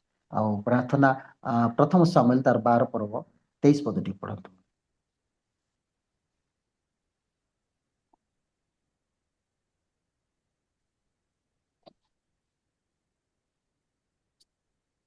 ଆହୁରି ମୁଁ ଯେ ତୁମ୍ଭମାନଙ୍କ ନିମନ୍ତେ ପ୍ରାର୍ଥନା କରିବାରୁ ନିବୃତ୍ତ ହୋଇ ସଦାପ୍ରଭୁଙ୍କ ବିରୁଦ୍ଧରେ ପାପ କରିବି, ଏହା ଦୂରେ ଥାଉ। ମାତ୍ର ମୁଁ ତୁମ୍ଭମାନଙ୍କୁ ଉତ୍ତମ ଓ ସରଳ ପଥ ବିଷୟ ଶିକ୍ଷା କରାଇବି। ଏଠି ସାମୁଏଲଙ୍କର ସୁନ୍ଦର କଥା, ଯେ ଜଣେ ପାଳକ ଯଦି ଅନ୍ୟମାନଙ୍କ ପାଇଁ ପ୍ରାର୍ଥନା ନ କରେ ସେ ପାପରେ ପଡ଼ିବାର ବହୁତ ସମ୍ଭାବନା। ଅନ୍ୟମାନଙ୍କ ପାଇଁ ସେ ବ୍ୟବହାର ହୁଏ ନାହିଁ, ସେ ପାପ କରିବାର ନିତାନ୍ତ ସମ୍ଭାବନା ରହିଯାଇଛି। ତେଣୁ ଝିଅ ପ୍ରତ୍ୟେକ ଦିନ ଯେତେବେଳେ ହଁ, ଅନ୍ୟମାନଙ୍କ ପାଇଁ ପ୍ରାର୍ଥନା କରୁଛୁ, ଝିଅ ଅନ୍ୟର ତମେ ଯିବ ବନ୍ଧୁର କାରଣ ଏକ୍ଜାମକୁ? ହଁ, ଅନ୍ୟମାନଙ୍କ ପାଇଁ ଆମେ ଯେତେବେଳେ ବ୍ୟବହାର ହଉ, ପରମେଶ୍ୱର ସେତେବେଳେ ଆମମାନଙ୍କୁ ପାପ କରିବା ପାଇଁ ଦେବେ ନାହିଁ। ତେଣୁ ଗୋଟେ ପ୍ରେୟରଫୁଲ ମ୍ୟାନ୍ ପାପ ଠାରୁ ଦୂରେ ଥାଏ। ଯାହା ଜୀବନରେ ପ୍ରାର୍ଥନା କମିଯାଏ, ପ୍ରାର୍ଥନା ଲାଇଫ ଡେଡ୍ ହେଇଯାଏ, ସେ ପାପ କରିବା ପାଇଁ ଆଗକୁ ଯାଏ। ତେଣୁ ବେଳେ ବେଳେ ଆମକୁ ବହୁତ ବାକ୍ୟ ବି ମନେ ଥାଇପାରେ, କିନ୍ତୁ ପ୍ରାର୍ଥନା ନ କଲେ ସେ ବାକ୍ୟ କାମ କରିପାରିବ ନାହିଁ, ଆମ ଜୀବନରେ ଲାଗୁ ହେଇପାରିବ ନାହିଁ। ଶୈତାନ ବି ବାକ୍ୟ ଜାଣିଛି, ସେ ବି କହିଲା ଯୀଶୁଙ୍କୁ ଏମିତି ଅଛି ସେମିତି ଅଛି ସେମିତି ଅଛି, କିନ୍ତୁ ସେ ପାପରେ ଥାଇ କହିପାରୁଛି। ତେଣୁ ନିରଞ୍ଜନ ଏବେ ସବୁ କୁହନ୍ତି ଗୋଟେ ଲୋକ ସବୁ ମଦ ପିଇ ପ୍ରଚାର କରିବ, ଜୁଆ ଖେଳି ବ୍ୟଭିଚାର କରି ସବୁ କରି ମଧ୍ୟ ପ୍ରଚାର କରିବ, ଆମେ କରିପାରୁ, କିନ୍ତୁ ଗୋଟେ ଜଣ ଲୋକ ଗୋଟେ ଘଣ୍ଟାଟି ପ୍ରାର୍ଥନା କରିଦେବୁ, ଉଠୁ ବସ ବସ ହେଇକିରି ତାର ଜୀବନ କେମିତି ହେଇଯିବ। ହଁ, ଆଉ ବେଶୀ କରିପାରିବନି। ଘଣ୍ଟାଟି ପ୍ରାର୍ଥନା କଲା ବେଳେ ହେଇଗଲା, ମୁଁ ଗୋଟେ ବଡ ଧାର୍ମିକ ମର୍କ କରିନଥିବେ, ଆଜିରେ ଘଣ୍ଟାଟି କରିଛି କିଏ କରିଥିବ ବୋଲି ଆମେ ନିଜକୁ ଫୁଟାଣି ମାରିଥାଉ। କିନ୍ତୁ ଆମଠୁ ଆହୁରି 4 ଘଣ୍ଟା 5 ଘଣ୍ଟା 8 ଘଣ୍ଟା ପ୍ରାର୍ଥନା କରିବା ଲୋକ ଅଛନ୍ତି ଆଜ୍ଞା। ତେଣୁ ଯେଉଁମାନେ ଲଙ୍ଗ ଟାଇମ ପ୍ରେୟର ରୁହନ୍ତି ସେମାନେ ପାପ ପ୍ରତି ମୃତ ଜୀବନ କାଟନ୍ତି। ପ୍ରାର୍ଥନା ଆମକୁ ଶକ୍ତି ଦିଏ। ମେନ୍ ପାୱାର କୋଉଠୁ ଆସୁଛି? ପ୍ରେୟର, ପ୍ରାର୍ଥନାରୁ। ଆମେ ଜାଣିଛୁ କିନ୍ତୁ ଆମେ ଦୁର୍ବଳ କରିପାରୁନୁ। ତେଣୁ ଶିଷ୍ୟମାନେ ମଧ୍ୟ ଶୋଇପଡ଼ିଲେ ଢୁଳ ଢୁଳ। ହେ ପିତର ଜହନ ଉଠ, ପ୍ରାର୍ଥନା କର ଯେମିତି ପରୀକ୍ଷାରେ ନ ପଡ ବୋଲି ଯୀଶୁ କାନରେ କାନରେ କହୁଛନ୍ତି। ହେଲେ ମଧ୍ୟ ମାନେ ଢୁଙ୍ଗୁରାଇ ମାନେ ଶୋଉଛନ୍ତି। ତେଣୁ ମୁଁ ଭାବେ ଯେ ପ୍ରଚାର କରିବାଟା ବହୁତ ସହଜ, ଗୀତ ଗାଇବାଟା ସହଜ, ଆଉ ଆଉ ଖ୍ରୀଷ୍ଟିଆନ ଲାଇଫରେ ନାଚ ଡେଗା ଏଇଟା ସବୁ କମନ କଥା, କିନ୍ତୁ ଜଣେ ଲୋକ ପ୍ରାର୍ଥନାରେ ସମୟ ଦେବାଟା ଏତେ ସହଜ ନୁହଁ। ବାଇବେଲ ଷ୍ଟଡି କରିବା ପାଇଁ ସମୟ ନେଇଯିବ, ଏଇଟା ଏଇ ଡିକ୍ସନାରୀ ସେ ଡିକ୍ସନାରୀ ଆମେ ସର୍ଚ୍ଚ ଅପ୍ କରିକରି ଅନେକ ସମୟ ଗୋଟେ ବାକ୍ୟ ବନେଇ ପାରବୁ, କିନ୍ତୁ ଏମିତି ଯାଇକିରି ପ୍ରଭୁଙ୍କ ପାଦ ତଳେ ବସିକିରି ଅଶ୍ରୁ ଝରେଇକିନା ଆମେ ନିଜକୁ ସମ୍ପୂର୍ଣ୍ଣ ଓପେନ କରି ପ୍ରଭୁଙ୍କ ପାଦ ତଳେ ସବୁ କଥା କହିକିରି ଆମେ ପ୍ରାର୍ଥନା କରିବାଟା ଏତେ ସହଜ ନାହିଁ। ନିଜ ପାଇଁ, ପରିବାର ପାଇଁ, ଆମର ମଣ୍ଡଳୀର ସଭ୍ୟ ପାଇଁ, ଦେଶ ପାଇଁ, ଆମର ସୁପ୍ରିମ କୋର୍ଟ ପାଇଁ, ଆମର ଶାସନକର୍ତ୍ତା ମାନଙ୍କ ପାଇଁ, ସମସ୍ତ ପ୍ରକାର କର୍ମ ମାନେ ଯୋଉ ଲୋକ ସବୁ ଅଛନ୍ତି ବିଭିନ୍ନ ସମ୍ପ୍ରଦାୟରେ, ସେ ସମସ୍ତଙ୍କୁ ପ୍ରାର୍ଥନା କଲା ବେଳକୁ ଆଜି ବିଭିନ୍ନ ଡେନୋଭେସନ ପାଇଁ ଆଜି ଅନେକ ଜାଗାରେ ସଭା ସମିତି ମିଟିଂ ଚାଲିଛି, ସେମାନଙ୍କର ସୁରକ୍ଷା ପାଇଁ ସବୁ ପ୍ରାର୍ଥନା କଲା ବେଳକୁ କେତେ ସମୟ ଯିବ? ଆମେ ସେଇ ସବୁ କରୁନୁ, କିନ୍ତୁ ଏମିତି ସବୁ କରୁ କରୁ କରୁ ଆମର ସମୟ ଜଣା ପଡେ ନାହିଁ। ଆମେ ଜଷ୍ଟ ଆମର ସମ୍ମୁଖରେ ଯୋଉ କେତେ ବିଷୟ ଥାଏ ସେଇଟାକୁ ପ୍ରାର୍ଥନା କରି ଆମେ ଚୁପ୍ ରହୁଛୁ। କିନ୍ତୁ ଦେଶର ପରିସ୍ଥିତି କ'ଣ, ଇଣ୍ଟରନ୍ୟାସନାଲ ପରିସ୍ଥିତି କ'ଣ, ଆମର ଅନେକ ଖ୍ରୀଷ୍ଟିଆନ ଦେଶ ଅଛି, କିନ୍ତୁ ଖ୍ରୀଷ୍ଟିଆନ ଦେଶ ଭିତରେ ଏକତା ନାହିଁ। ଆମେ ପ୍ରାର୍ଥନା କରିବା ଦରକାର, all Christian nation should be united ପ୍ରଭୁଙ୍କ ନାମରେ। ଏବେ ରୁଷିଆ ବି ଖ୍ରୀଷ୍ଟିଆନ ଦେଶ, ଆମେରିକା ବି ଖ୍ରୀଷ୍ଟିଆନ ଦେଶ, କିନ୍ତୁ ଏ ଦୁଇ ଲୋକ ଫାଇଟିଂ ଅଛି। ତେଣୁ ଆମେ ପ୍ରାର୍ଥନା କରିବା ପ୍ରଭୁ ଆମ ଖ୍ରୀଷ୍ଟିଆନ ଦେଶ ଗୁଡାକ ମଧ୍ୟରେ ଏକତା ରହୁ, ଏକତା ଆଣିଦିଅ ପ୍ରଭୁ। ଆମେ ଫିଲିଙ୍ଗସ୍ ନ ହେଇକିରି ଜାଗତିକ ପାୱାରକୁ ଆମେ ପ୍ରଦର୍ଶନ ନ କରି ଖ୍ରୀଷ୍ଟଙ୍କ ଠାରେ ଆମେ ଏକ ବୋଲିକିରି ଦେଖାଯିବା ପାଇଁ ତମେ କାମ କର କଥା। ଯେତେ ଖ୍ରୀଷ୍ଟିଆନ ଦେଶ ଅଛି ଯୋଉ ଏକ ହେଇଯିବ, ବାକି ସବୁ ଦେଶ ସବୁ ଥରିଯିବ, ସେଟା ଆମ ପାଖରେ ନାହିଁ। ଆଜି ଖ୍ରୀଷ୍ଟିଆନ ମଧ୍ୟରେ ଫାଇଟିଂ ହେଇଯାଉଛୁ, ସେଥିପାଇଁ ଶୈତାନ ହସୁଛି ସେ କ'ଣ, ତୁ ଖ୍ରୀଷ୍ଟିଆନ ହେଲେ କ'ଣ ହେଲା, ମୋର କାମ ତ କରୁଛୁ ନା। ମାରାପିଟା, ଗଣ୍ଡଗୋଳ, ଅଶାନ୍ତି, ଅହଙ୍କାର, କୁଚର ଏସବୁରେ ତୁ ମନୋନିବେଶ କରୁଛୁ, କିଛି କଥା ନାହିଁ, ନାଁରେ ଥା, ମୋର କାମ କରୁଛୁ ତ ବୋଲି କହିବ ଶୈତାନ। ତେଣୁ ଆମେ ପ୍ରକୃତରେ ଆଜି ଖ୍ରୀଷ୍ଟିଆନ ହେଇକିରି ମଧ୍ୟ ଶୈତାନଙ୍କ କାମରେ ଆମେ ଲିପ୍ତ ରହୁଛୁ। ତେଣୁ ପ୍ରାର୍ଥନା ବିନା ଆମେ କେବେ ବି ଗୋଟେ ଭଲ ଲାଇଫ କାଟି ପାରିବା ନାହିଁ। ପ୍ରାର୍ଥନା ବିନା ଗୋଟେ ପାପ ଠାରୁ ଦୂରେ ରହିବା ସହଜ ନୁହେଁ। ଯାହାର ଯେତିକି ପ୍ରାର୍ଥନା ଜୀବନ, ତାର ବ୍ୟକ୍ତିଗତ ଜୀବନ ସେତିକି ଶୁଦ୍ଧ ଏବଂ ପରିମାର୍ଜିତ ହେବା ପାଇଁ ପ୍ରଭୁ ଦୟା କରିବେ। ତେଣୁ ସାମୁଏଲ ଭଳି ଏତେ ଗୋଟେ ଡେଡିକେଟ ଲୋକ, ଯିଏକି ପ୍ରାର୍ଥନାର ଜନ୍ମ ହେଇଛି, ପ୍ରାର୍ଥନାରେ ବଢିଛି, ପ୍ରାର୍ଥନାରେ ସେ ଯାଇଛି, ପ୍ରଭୁଙ୍କର ସ୍ୱର ଶୁଣିଛି, ପ୍ରଭୁ ତାକୁ ଇସ୍ରାଏଲର ଗୋଟେ ବଡ ଭବିଷ୍ୟତ ବକ୍ତା କରି ବ୍ୟବହାର କଲେ। ତାଙ୍କ ମୁଖରୁ ଆମେ ଶୁଣୁଛୁ ଯେ ଯଦି ମୁଁ ପ୍ରାର୍ଥନା କରିବା ପାଇଁ ନିବୃତ୍ତ ହୁଏ ତେବେ ତୁମ ବିରୁଦ୍ଧରେ ପାପ କରେ, ସେଥିପାଇଁ ମୁଁ ପ୍ରାର୍ଥନା ଛାଡୁନାହିଁ ବୋଲି ସେ କହୁଛନ୍ତି। ତେଣୁ ଏହା ମଧ୍ୟ ଆମମାନଙ୍କୁ ନିହାତି ଦରକାର ନୂତନତାକୁ ଯିବା ପାଇଁ। ଆଉ ଗୋଟେ 6 number, will to the Holi spirit, ମାନେ ପବିତ୍ର ଆତ୍ମା ପ୍ରତି ବଶୀଭୂତ ହେଇଯିବା, ପବିତ୍ର ଆତ୍ମାର କଣ୍ଟ୍ରୋଲରେ ରହିବା, ପବିତ୍ର ଆତ୍ମାଙ୍କର କଣ୍ଟ୍ରୋଲରେ ରହିବା, ତାଙ୍କର ବଶୀଭୂତରେ ଆମେ ଜୀବନ ଯାପନ କରିବା ନିହାତି ଦରକାର। ପଢନ୍ତୁ ରୋମିଓ 8:14।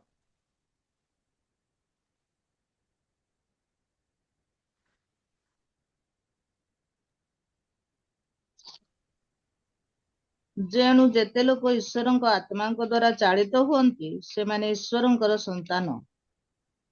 ହଁ, ଏଇଟା ଆମ ପ୍ରତ୍ୟେକଙ୍କୁ ଦରକାର ଯେ ଖ୍ରୀଷ୍ଟଙ୍କର ଆତ୍ମାଙ୍କ ଦ୍ୱାରା ଚାଳିତ ହେବାଟା।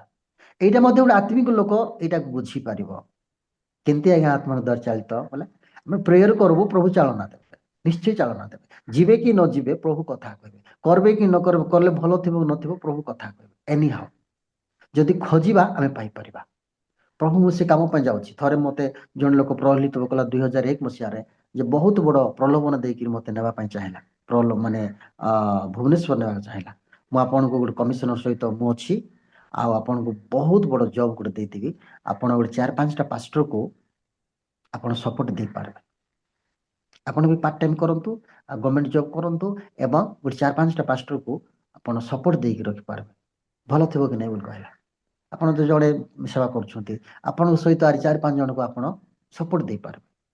ଏମିତି ଗୋଟେ ପ୍ରଲୋଭନ ଦେଖାଇଲା।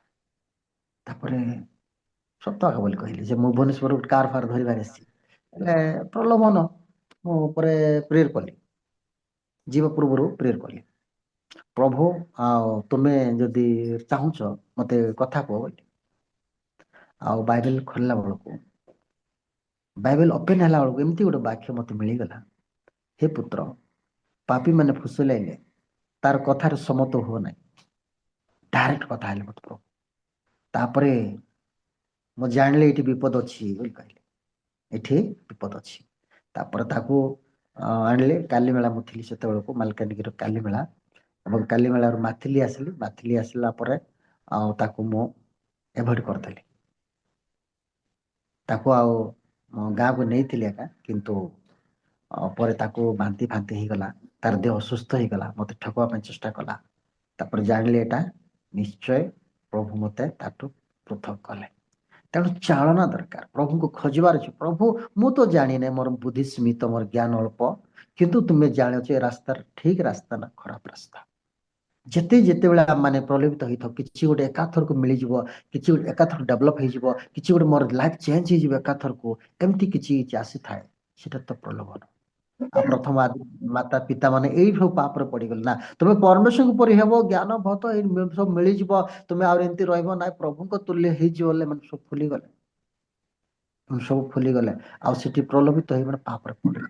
ତେଣୁକରି ଆପଣ ମୁଁ ଯେ ଆତ୍ମାଙ୍କ ଦ୍ଵାରା ଚାଳିତ ହେବା ଦ୍ଵାରା ଆମେ ପାପ ପ୍ରତି ମୃତ ରହିପାରିବା। ତେଣୁ ସ୍ପିରିଟଫୁଲ ମ୍ୟାନ ମାନେ ଆଜ୍ଞା ସେମାନେ ପୁଣି ଈଶ୍ୱରଙ୍କର ସନ୍ତାନ, ଏଇଟା ମାନଙ୍କ ଜୀବନରେ ନିହାତି ଥିବା ଦରକାର। ପଢନ୍ତୁ ଗାଲାତୀୟ 5:16।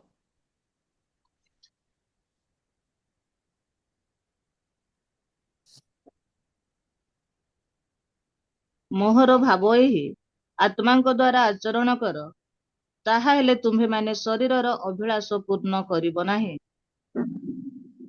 ଧନ୍ୟବାଦ। ତେଣୁ ପାଉଲ କହୁଛନ୍ତି ଆମେ ଆତ୍ମାଙ୍କ ଦ୍ୱାରା ଆଚରଣ କଲେ ଶରୀର କାମ ସବୁ ବିନାଶ ହେଇଯିବ ଡାଇରେକ୍ଟଲି। ଯଦି ଆମେ ଆତ୍ମାରେ ପରିଚାଳିତ ହେବା ନାହିଁ, ଆମେ ଶରୀର କାମରେ ବଶୀଭୂତ ହେଇଯିବା।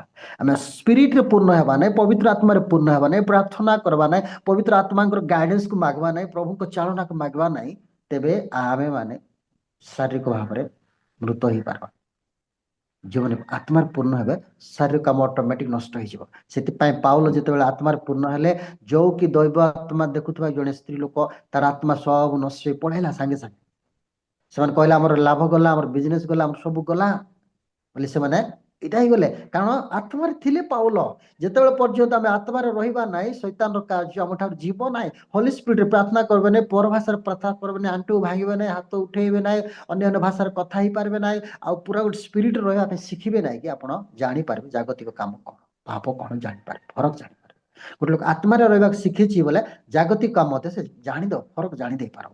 ଆଉ ଯିଏ ଆତ୍ମାରେ ରହିବା ପାଇଁ ଜାଣିନେ ବୋଲେ କୋଉଟା ଭଲଟା, କୋଉଟା ପବିତ୍ର ଆତ୍ମା, କୋଉଟା ମନ୍ଦ ଆତ୍ମା, ସେ ଜାଣି ମଧ୍ୟ ପାରିବ ନାହିଁ।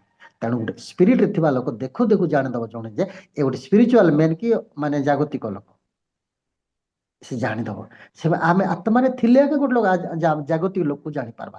ଯଦି ଆମେ ଜାଗତିକ ଥିବା, ସେ ବି ଜାଗତିକ ଥିବ ବୋଲେ ଆମେ ଆଉ କିଛି ଜାଣିପାରିବା ନାହିଁ। ତେଣୁ ଆମେ ସବୁବେଳେ ସ୍ପିରିଟର ଅଧୀନ ରହିବାର ଅଛି, ସ୍ପିରିଟ ଗାଇଡ କରିବାର ଅଛି, ସ୍ପିରିଟ ଆମ ନେବାର ଅଛି। ବାଇବେଲ କହୁଛି ଯେ ଯୀଶୁ ଆତ୍ମାଙ୍କ ଦ୍ୱାରା ପରିଚାଳିତ ହେଇ ପ୍ରାନ୍ତର ମଧ୍ୟକୁ ଗଲେ।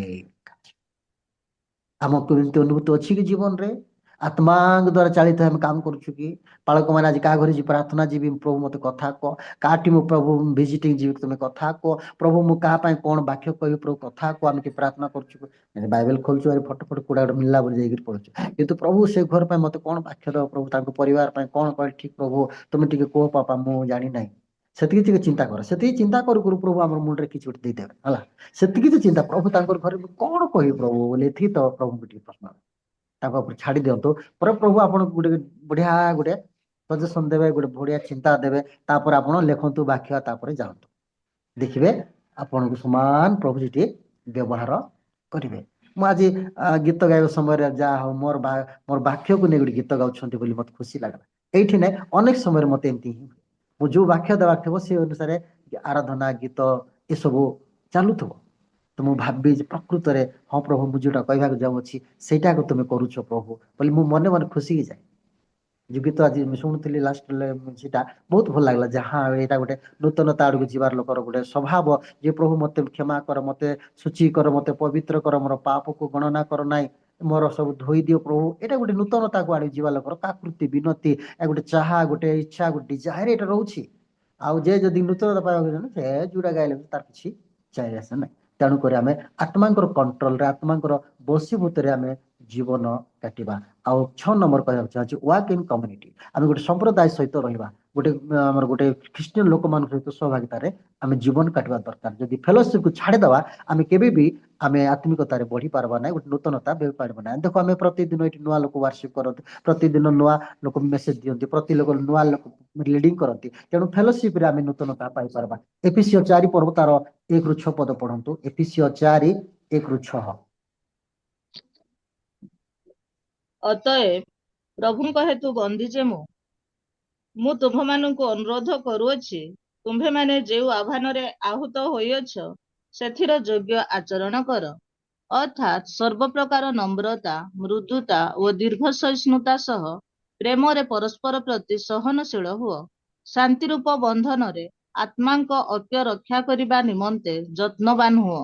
ଏକ ଶରୀର ଓ ଏକ ଆତ୍ମା, ଯେଉଁ ରୂପେ ତୁମ୍ଭେମାନେ ତୁମ୍ଭମାନଙ୍କ ଆହ୍ୱାନର ଏକ ଭରସାରେ ମଧ୍ୟ ଆହୁତ ହୋଇଅଛ, ଏକ ପ୍ରଭୁ, ଏକ ବିଶ୍ୱାସ, ଏକ ବାପ୍ତିସ୍ମ, ସମସ୍ତଙ୍କର ଏକ ଈଶ୍ୱର ଓ ପିତା, ସେ ସମସ୍ତଙ୍କ ଉପରେ, ସମସ୍ତଙ୍କ ମଧ୍ୟରେ ଏବଂ ସମସ୍ତଙ୍କ ଅନ୍ତରରେ ଅଛନ୍ତି। ଆମେନ୍। ତେଣୁ ଏଇଠି ଅକ୍ଷତା ବା ଗୋଟେ କମ୍ୟୁନିଟିରେ ଆମେ ଥିବାର ଅଛି, ଗୋଟେ କମ୍ୟୁନିଟିରେ ବା ଗୋଟେ ଫେଲୋସିପ ମଧ୍ୟରେ ଆମେ ଚାଲିବାକୁ ପଡିବ। ସେ ପ୍ରଭୁ ପିତା ପରମେଶ୍ୱର ଲୋକମାନଙ୍କର ସହିତ ରହନ୍ତି ଏବଂ ସେଇ ଲୋକମାନେ ଆମେ ଏକତାରେ ରହିବା ପାଇଁ ପ୍ରଭୁ ଚାହୁଁଛନ୍ତି। ଯେ ଏଇଟା ନିହାତି ଦରକାର। ଆମେ ଫେଲୋସିପ ମଧ୍ୟରେ ରହିବା ତ ଆମେ ନୂଆ ନୂଆ ଜିନିଷ ପାଇବା ଏବଂ ଆମର ଆତ୍ମା ସଚେତନ ହେଇଥାଏ, ଆମେ ନୂତନତା ଆଡକୁ ନେଇଥାଏ। ଜଣେ ଯେତିକି ମାନେ ବଳିଷ୍ଠ ବି ଥାଉ, ସେ ଧୀରେ ଧୀରେ ଦୁର୍ବଳ ହେଇଯାଏ। କିନ୍ତୁ ଆମେ ଆଉ 4 ଜଣ ଯଦି ମିଶିବା, ଆମର ବଳ କେବେ ଉଣା ବି ହେବା ପାଇଁ ପ୍ରଭୁ ଦିଅନ୍ତି ନାହିଁ। ତେଣୁ ପ୍ରଥମ ଯୋହନ 1 ପର୍ବ ତାର 7 ପଦଟି ପଢନ୍ତୁ।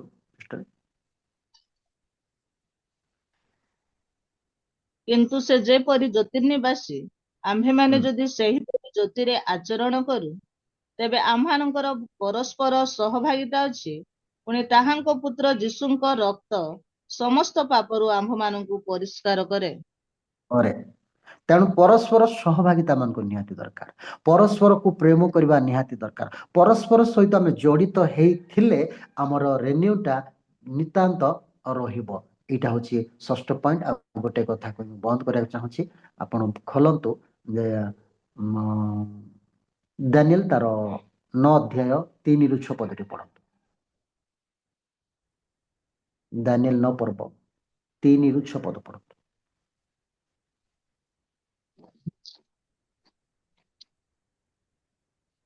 ଏଣୁ ମୁଁ ଉପବାସ, ଚଟ ପରିଧାନ ଓ ଭସ୍ମ ଲେପନ କରି ପ୍ରାର୍ଥନା ଓ ବିନତି ଦ୍ୱାରା ପ୍ରଭୁ ପରମେଶ୍ୱରଙ୍କର ଅନ୍ୱେଷଣ କରିବା ପାଇଁ ତାହାଙ୍କ ପ୍ରତି ଦୃଷ୍ଟି କଲି।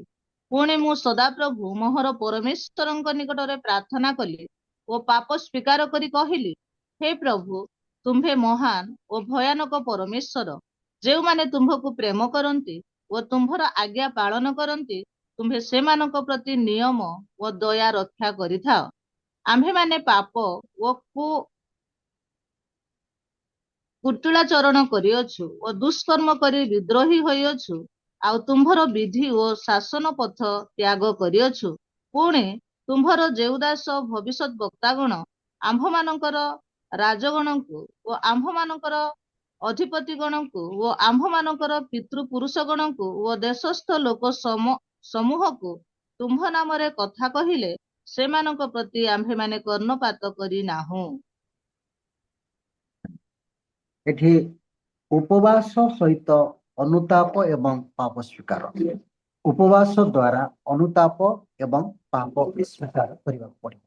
ଯେତେବେଳେ ଆମେ ଉପବାସ କରୁ ସେତେବେଳେ ଆମେ ରିପେଣ୍ଟାନ୍ସ ହେବାକୁ ପଡ଼ିବ ଏବଂ କନଫେସନ୍ କରିବାକୁ ପଡ଼ିବ। ତେଣୁ ଏଇଟା ଗୋଟେ ନୂତନତା ପାଇବାର ବହୁତ ବଡ଼ ବିଷୟ। ତେଣୁ ଏଇଠି ଦାନିଏଲ ମଧ୍ୟ ଉପବାସ କଲେ, ଚଟବସ୍ତ୍ର ପରିଧାନ କଲେ ଏବଂ ପାପ ସ୍ୱୀକାର କରୁଛନ୍ତି। ନିଜ ପାପ, ପିତୃବଂଶର ପାପ, ପୁଣି ଆମେ ଅବାଧ୍ୟ ହେଇଯାଇଛୁ। ତୁମର ଭବିଷ୍ୟତ ବକ୍ତାମାନଙ୍କର, ପାଳକ ପ୍ରଚାରକ ମାନଙ୍କ କଥା ଆମେ ଶୁଣିନୁ ଆଉ ଆମେ ଅବାଧ୍ୟ ହେଇଛୁ। ଏଇ କଥା ଦାନିଏଲ ସେ ନିଜର ବ୍ୟକ୍ତିଗତ ଉପବାସ ପ୍ରାର୍ଥନାରେ ସେ ଅଙ୍ଗୀକାର କରନ୍ତି, କନଫେସନ୍ କରୁଛନ୍ତି।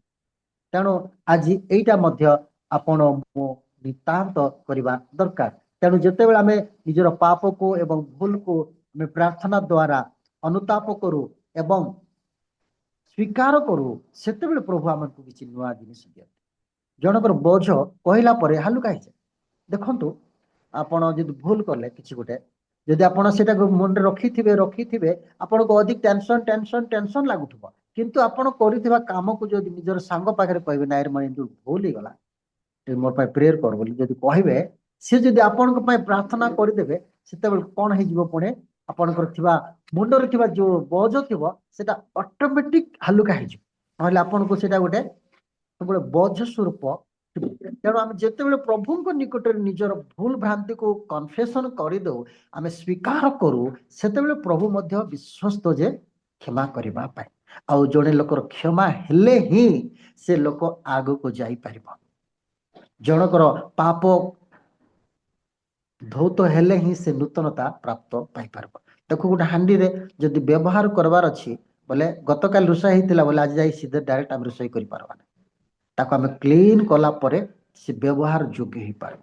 ତେଣୁ ଆଜି ଖ୍ରୀଷ୍ଟୀୟ ଜୀବନରେ ଯେତେବେଳେ ପର୍ଯ୍ୟନ୍ତ ଆମେ କ୍ଲିନ୍ ହେଇପାରୁନୁ, ଆମେ ପ୍ରଭୁ ଆମକୁ ବ୍ୟବହାର କରିପାରନ୍ତି ନାହିଁ। ତେଣୁ ଦାନିଏଲ ଭଳି ଦିନକୁ 3 ଥର ପ୍ରାର୍ଥନାରେ ଆଣ୍ଠୁ ଭାଙ୍ଗିବା ଲୋକ ସେ ପାପ ସ୍ୱୀକାର କରୁଛନ୍ତି, ଅଙ୍ଗୀକାର କରୁଛନ୍ତି, ପ୍ରଭୁଙ୍କୁ କହୁଛନ୍ତି ଯେ ପ୍ରଭୁ ମୋତେ ଶୁଚି କର, ମୋତେ ପବିତ୍ର କର। ଧୂଳିରେ ବସୁଛନ୍ତି ଆଉ ମାନେ ସେ ଏ ପ୍ରକାର ଗୋଟେ ନମ୍ରତା ସହିତ ମେଣ୍ଟେନ୍ସ କରୁଛନ୍ତି ଯେ ପ୍ରଭୁଙ୍କ ପାଦ ତଳେ। ତେଣୁ ପ୍ରଭୁ ଦ୍ୱିତୀୟ ବଂଶାବଳୀରେ ମଧ୍ୟ ପ୍ରଭୁ କହିଲେ, ଯେବେ ଆମ ଲୋକମାନେ ଆପଣଙ୍କୁ ପାପରୁ ଅନୁତାପ କରି ଫେରିବେ ଆଉ ଆମ ଅନୁସନ୍ଧାନ କରିବେ, ତେବେ ଆମେ ସେମାନଙ୍କର ପାପକୁ କ୍ଷମା କରିବା, ସେମାନଙ୍କର ଅଧର୍ମକୁ ଆମେ ସମ୍ପୂର୍ଣ୍ଣ ପ୍ରକ୍ଷାଳନ କରିବା। ଯେବେ ଆମ ଲୋକମାନେ ଫେରିବେ ଆଉ ସେମାନଙ୍କର ଦେଶ ସୁସ୍ଥ କରିବା, ରୋଗ ଆରୋଗ୍ୟ କରିବା, ସେମାନଙ୍କୁ ସବୁ କରିବା, ପାପରୁ ଫେରିଲେ ହିଁ କରିବେ। ଯଦି ପାପ ନଥାନ୍ତା ବୋଲେ ଆମ ଲୋକ ବୋଲି କାହିଁକି କହିଥାନ୍ତି? ପ୍ରଭୁ ଖ୍ରୀଷ୍ଟିଆନ ଲୋକ, ଆମ୍ଭ ନାମରେ ବିଖ୍ୟାତ ଲୋକମାନେ ଯେବେ ପାପ ଠାରୁ ଫେରିବେ, ଦୁଷ୍କର୍ମରୁ ଫେରିବେ, ଆମ ପ୍ରତି ମନ ଉଠେଇବେ, ତେବେ ଆମେ ତାଙ୍କୁ ଦୟା କରିବା। ତେବେ ଆଜି ଆମେ ପ୍ରଭୁଙ୍କ ନିକଟରେ ହେଇଗଲୁ ତ ବୋଲି ଆମେ ପାପ କରୁନୁ ବୋଲି କେବେ ଆମେ ଗର୍ବ କରିବା ନାହିଁ। ତେବେ ଆମେ ଫେରିଲେ ହିଁ ଯାଇକିରି ପ୍ରଭୁଙ୍କ ନୂତନତାକୁ ପ୍ରାପ୍ତ ହେଇପାରିବା। ତେଣୁ ପ୍ରଭୁ ଆମକୁ ଦୟା କରନ୍ତୁ। ଏଇ 6-7ଟା ପଏଣ୍ଟ ଉପରେ ଆମେ ଆଲୋଚନା କଲୁ ଯେ ଗୋଟେ ଖ୍ରୀଷ୍ଟିଆନ ଜୀବନ କେମିତି ନୂତନତା ରହିବ। ତେଣୁ ଏସବୁକୁ ଆମେ ଅନୁସନ୍ଧାନ କରିବା ଦ୍ୱାରା, ଏସବୁ ପ୍ରତି ଆମେ ମନୋଯୋଗୀ ହେବା ଦ୍ୱାରା ଆମ ଲାଇଫକୁ ନୂଆ ରଖିପାରିବା। ପ୍ରଭୁ ତାଙ୍କର ଏଇ ସଂକେତ ବାକ୍ୟ ଦେଇ ମୁଁ ପ୍ରତ୍ୟେକଙ୍କୁ ଆଶୀର୍ବାଦ କରନ୍ତୁ। ପ୍ରେଜ୍ ଦ ଲର୍ଡ, ପ୍ରେଜ୍ ଦ ଲର୍ଡ। ଧନ୍ୟବାଦ। ପ୍ରେଜ୍ ଦ ଲର୍ଡ। ଧନ୍ୟବାଦ ସାର୍, ସୁନ୍ଦର ବାକ୍ୟ ପାଇଁ। ଅତି ସୁନ୍ଦର ଭାବରେ ଈଶ୍ୱରଙ୍କ ବାକ୍ୟକୁ ଆପଣ ରଖିଅଛନ୍ତି ଆଉ 7ଟି ପଏଣ୍ଟ ଆପଣ ରଖିଲେ। ଆମେ କି ପ୍ରକାର ଆତ୍ମିକ ଜୀବନରେ ନୂତନତ୍ୱକୁ ପ୍ରାପ୍ତ କରିବା, ନୂତନ ଭାବରେ ଏଇ ଜୀବନ ଯାପନ କାଟିପାରିବା। ପ୍ରଭୁ ଆପଣଙ୍କୁ ବହୁଳ ଭାବରେ ଆଶୀର୍ବାଦ କରନ୍ତୁ। ଆପଣଙ୍କୁ ଏଇଭଳି ଅଫଲାଇନ୍ ଅନଲାଇନ୍ ମାଧ୍ୟମରେ ଜୀବନର ଶେଷ ନିଶ୍ୱାସ ପର୍ଯ୍ୟନ୍ତ କିମ୍ବା ଯୀଶୁଖ୍ରୀଷ୍ଟଙ୍କର ଦ୍ୱିତୀୟ ଆଗମନ ପର୍ଯ୍ୟନ୍ତ ପ୍ରଭୁ ଏଇଭଳି ମାଇଟି ଭାବରେ ବ୍ୟବହାର କରୁଥାନ୍ତୁ। ଆଉ ପ୍ରଭୁ ଆପଣଙ୍କୁ ବିଶେଷ ଆଶୀର୍ବାଦ କରନ୍ତୁ। ଆସନ୍ତୁ ଏକ ଉଚ୍ଚ କରତାଳ ଦେଇ ଭାତ୍ରା ସାର୍ଙ୍କୁ ଆମେ ଧନ୍ୟବାଦ ଦେବା। ଆଉ ବର୍ତ୍ତମାନ ଆମେ ବିଜ୍ଞାପନ ଶୁଣିବା। ବିଜ୍ଞାପନ ପରେ ଆମମାନଙ୍କର କରାଡ଼ ସାର୍ ପ୍ରାର୍ଥନା କରିବେ। ଆଉ କରାଡ଼ ସାର୍ଙ୍କ ପ୍ରାର୍ଥନା ସରିଲା ପରେ ଆଉ ଛିଞ୍ଚାଣି ସାର୍ ଆଦର୍ଶ ଏବଂ ଆଶୀର୍ବାଦର ପ୍ରାର୍ଥନା କରିବେ। ଆଉ ମୁଁ ଅନୁରୋଧ କରୁଛି, ଆମମାନଙ୍କର ପଞ୍ଚମ ଗେଟ୍ ଟୁଗେଦରର ସଭାପତି ଆଉ ପରୀକ୍ଷା ଆଜ୍ଞା ମାନଙ୍କ ମଧ୍ୟରେ ଉପସ୍ଥିତ ଅଛନ୍ତି। ପ୍ରଭୁଙ୍କ ଦାସଙ୍କୁ ପ୍ରଭୁ ଯୀଶୁଙ୍କ ନାମରେ ମୁଁ ସମ୍ମୁଖକୁ ଆହ୍ୱାନ କରି ପ୍ରଭୁଙ୍କ ଦାସ ସମ୍ମୁଖକୁ ଆସିବେ ଆଉ ପଞ୍ଚମ ଗେଟ୍ ଟୁଗେଦର ବିଷୟରେ ଆଉ ସେ ବିଜ୍ଞାପନ ପ୍ରକାଶ କରିବେ। ଉପସ୍ଥିତ ସମସ୍ତ ମୋର ଆନ୍ତରିକ ନମସ୍କାର। ପ୍ରଭୁ ଅନୁଗ୍ରହ କରି ଆମମାନଙ୍କୁ ଅନଲାଇନରେ ପ୍ରତିଦିନ ଏମିତି ଟିକେ ମୁହଁ ଦେଖେଇବାକୁ ମିଳୁଛି। କେତେ ଭିଡିଓ ଅଫ୍ ରେ ରହୁଛନ୍ତି, କେ ଭିଡିଓ ଅନ୍ ରେ ରହୁଛନ୍ତି। এই ପ୍ରକାର ଭାବେ ଆମେ ପରସ୍ପର ମଧ୍ୟ ଦେଖା ସାକ୍ଷାତ ହଉଛୁ। କିନ୍ତୁ ପ୍ରଭୁ ଆମମାନଙ୍କ ପାଇଁ ଗୋଟେ ଅନୁଗ୍ରହ ରଖିଛନ୍ତି ଯେ ଆମମାନେ ଅଫଲାଇନରେ ପରସ୍ପର ସହିତ ହାତ ମିଶେଇବା, ପରସ୍ପର ସହିତ କଥାବାର୍ତ୍ତା ପରସ୍ପର ବନ୍ଧୁ ମିଳନ ହେଇପାରିବ। ଏ ପ୍ରକାର ଗୋଟେ ସୁଯୋଗ ଆମମାନଙ୍କ ପାଇଁ ରହିଛି। ଆଉ ତାହା ହଉଛି 5th ଗେଟ୍ ଟୁଗେଦର ଗୋଟେ ପ୍ରୋଗ୍ରାମ। ଆଉ ଯୋଉ ପ୍ରୋଗ୍ରାମରେ କି ମେ ମାସ 31 ତାରିଖରେ ଆମେ ବାହାରିବାକୁ ପଡିବ। 2, 3, 4 ତିନି ଦିନ ଧରିକି ସେ ପ୍ରୋଗ୍ରାମ ମୁମ୍ବାଇ ସହରରେ ଅନୁଷ୍ଠିତ ହବ। ଆଉ ସେଥି ନିମନ୍ତେ ଆମମାନଙ୍କର ଧାର୍ଯ୍ୟ କରାଯାଇଛି। ସମସ୍ତେ ଜାଣିଥିଲେ ମଧ୍ୟ ମୁଁ କହୁଛି 4,000 ଟଙ୍କା ରହିବା, ଖାଇବା ଆଉ ବୁଲିବା ପାଇଁ ଆଉ 4,000 ଟଙ୍କା ଆମମାନଙ୍କ କମିଟି ଧାର୍ଯ୍ୟ କରିଛନ୍ତି। ତା ସହିତ ଆମମାନେ ଯେଉଁମାନେ ପରିବାର ସହିତ ଆସୁଛନ୍ତି ସେମାନଙ୍କ ନିମନ୍ତେ ସ୍ୱତନ୍ତ୍ର ରୁମ ର ବ୍ୟବସ୍ଥା ବି କରାଯାଇଛି। ଆଉ ପରିବାର ମାନଙ୍କ ପାଇଁ ସ୍ୱତନ୍ତ୍ର ରୁମ ବି ରଖାଯିବ। ଯେଉଁମାନେ ପରିବାର ଧରିକି ଆସୁଛନ୍ତି, ଯଦି ତାଙ୍କେ 3 ଜଣ ଆସୁଛନ୍ତି 3ଟା ବେଡ୍ ଥିବା ରୁମ ମିଳିବ। ଯଦି 4 ଜଣ ଆସୁଛନ୍ତି 4ଟା ବେଡ୍ ଥିବା ରୁମ ମିଳିବ। ଏ ପ୍ରକାର ସୁବିଧା ମଧ୍ୟ ରହିଛି। ଆଉ ଆମମାନଙ୍କର 3ଟି ଦାସ କି 2ଟି ଦାସ ଯିବାର ରହିଛି। ଆଉ ସେମାନେ ଏଇ ଅଳ୍ପ ଦିନ ଭିତରେ ଯିବେ। ଆଉ ସେମାନଙ୍କ ନିମନ୍ତେ ପ୍ରାର୍ଥନା କରନ୍ତୁ। ତାପରେ ଗୋଟିଏ ସମସ୍ତଙ୍କୁ ମୁଁ ଅନୁରୋଧ କରିବି, ଯଦି ଆମେ ଯୋଉଠି ଆମେ ମିଟିଂ କରିବା ପାଇଁ ସ୍ଥିର କରିଛୁ ସେଠି ଆଡଭାନ୍ସ ଦେବାକୁ ପଡିବ। ବିନା ଆଡଭାନ୍ସରେ ସେଇ ସମୟରେ ଯିବା, ସେଇ ସମୟରେ ଦେବାଟା ନାହିଁ। ସେ ଜାଗାର ମାନେ ସେଇ ତାରିଖରେ ସେ ସ୍ଥାନ ସଂରକ୍ଷଣ ରଖିବା ପାଇଁ ଆମମାନେ କିଛି ଆଡଭାନ୍ସ ଦେବାକୁ ପଡିବ। ତେଣୁ ଆମମାନେ କଣ କରୁଛୁ, ଯୋଉ 4,000 1,000 ଲେଖି ପ୍ରତ୍ୟେକ ଇମିଡିଏଟ ପଠେଇବା ପାଇଁ ବା 25 ତାରିଖ ସୁଦ୍ଧା ପଠେଇବା ପାଇଁ ଆମେ ଅନୁରୋଧ କରିଥିଲୁ। ଅନେକ ବି ପଠେଇଛନ୍ତି, ଆଉ କେତେ ପଠେଇ ନାହାନ୍ତି। ଆଉ ଶୀଘ୍ର ଶୀଘ୍ର ପଠାନ୍ତୁ। ମୁଁ ଏ ରିଏଲ ମିନିଷ୍ଟର ପରିବାର ପ୍ରତ୍ୟେକଙ୍କୁ ଅନୁରୋଧ କରୁଛି, ପ୍ରତ୍ୟେକ ସ୍ୱାମୀ ସ୍ତ୍ରୀ ପରିବାର ସହିତ ସେଠିକି ଆସନ୍ତୁ ଏବଂ ଆମେ ବନ୍ଧୁ ମିଳନ ହେବା, ପ୍ରଭୁଙ୍କର ଗୌରବ କରିବା, ପ୍ରଭୁଙ୍କର ନିମନ୍ତେ ପ୍ରାର୍ଥନା କରିବା। ଆଉ ମୁମ୍ବାଇ ସହରକୁ ପରିବାର ସହିତ ଆମେ ଦେଖିପାରିବା। ସେଇଟା ହଉଛି ମୋର ଅନୁରୋଧ। ସମସ୍ତେ ସେଥିପାଇଁ ପ୍ରସ୍ତୁତ ହୁଅନ୍ତୁ। ଏତିକି ମାତ୍ର। ନମସ୍କାର। ଧନ୍ୟବାଦ ପରିଚାର ସାର୍, ଆପଣ ସୁନ୍ଦର ଭାବରେ ପଞ୍ଚମ ଗେଟ୍ ଟୁଗେଦର ଉପଲକ୍ଷେ ଆପଣ ବିଜ୍ଞାପନ କରିଛନ୍ତି। ପ୍ରଭୁ ଆପଣଙ୍କୁ ଆଶୀର୍ବାଦ କରନ୍ତୁ। ଆଉ ମୁଁ କରାଟ ସାର୍ଙ୍କୁ ଅନୁରୋଧ କରେ। ସାର୍ ନମସ୍କାର। କରାଟ ସାର୍। ନମସ୍କାର ନମସ୍କାର। ଆସନ୍ତୁ ଆମେ ପ୍ରାର୍ଥନା କରିବା।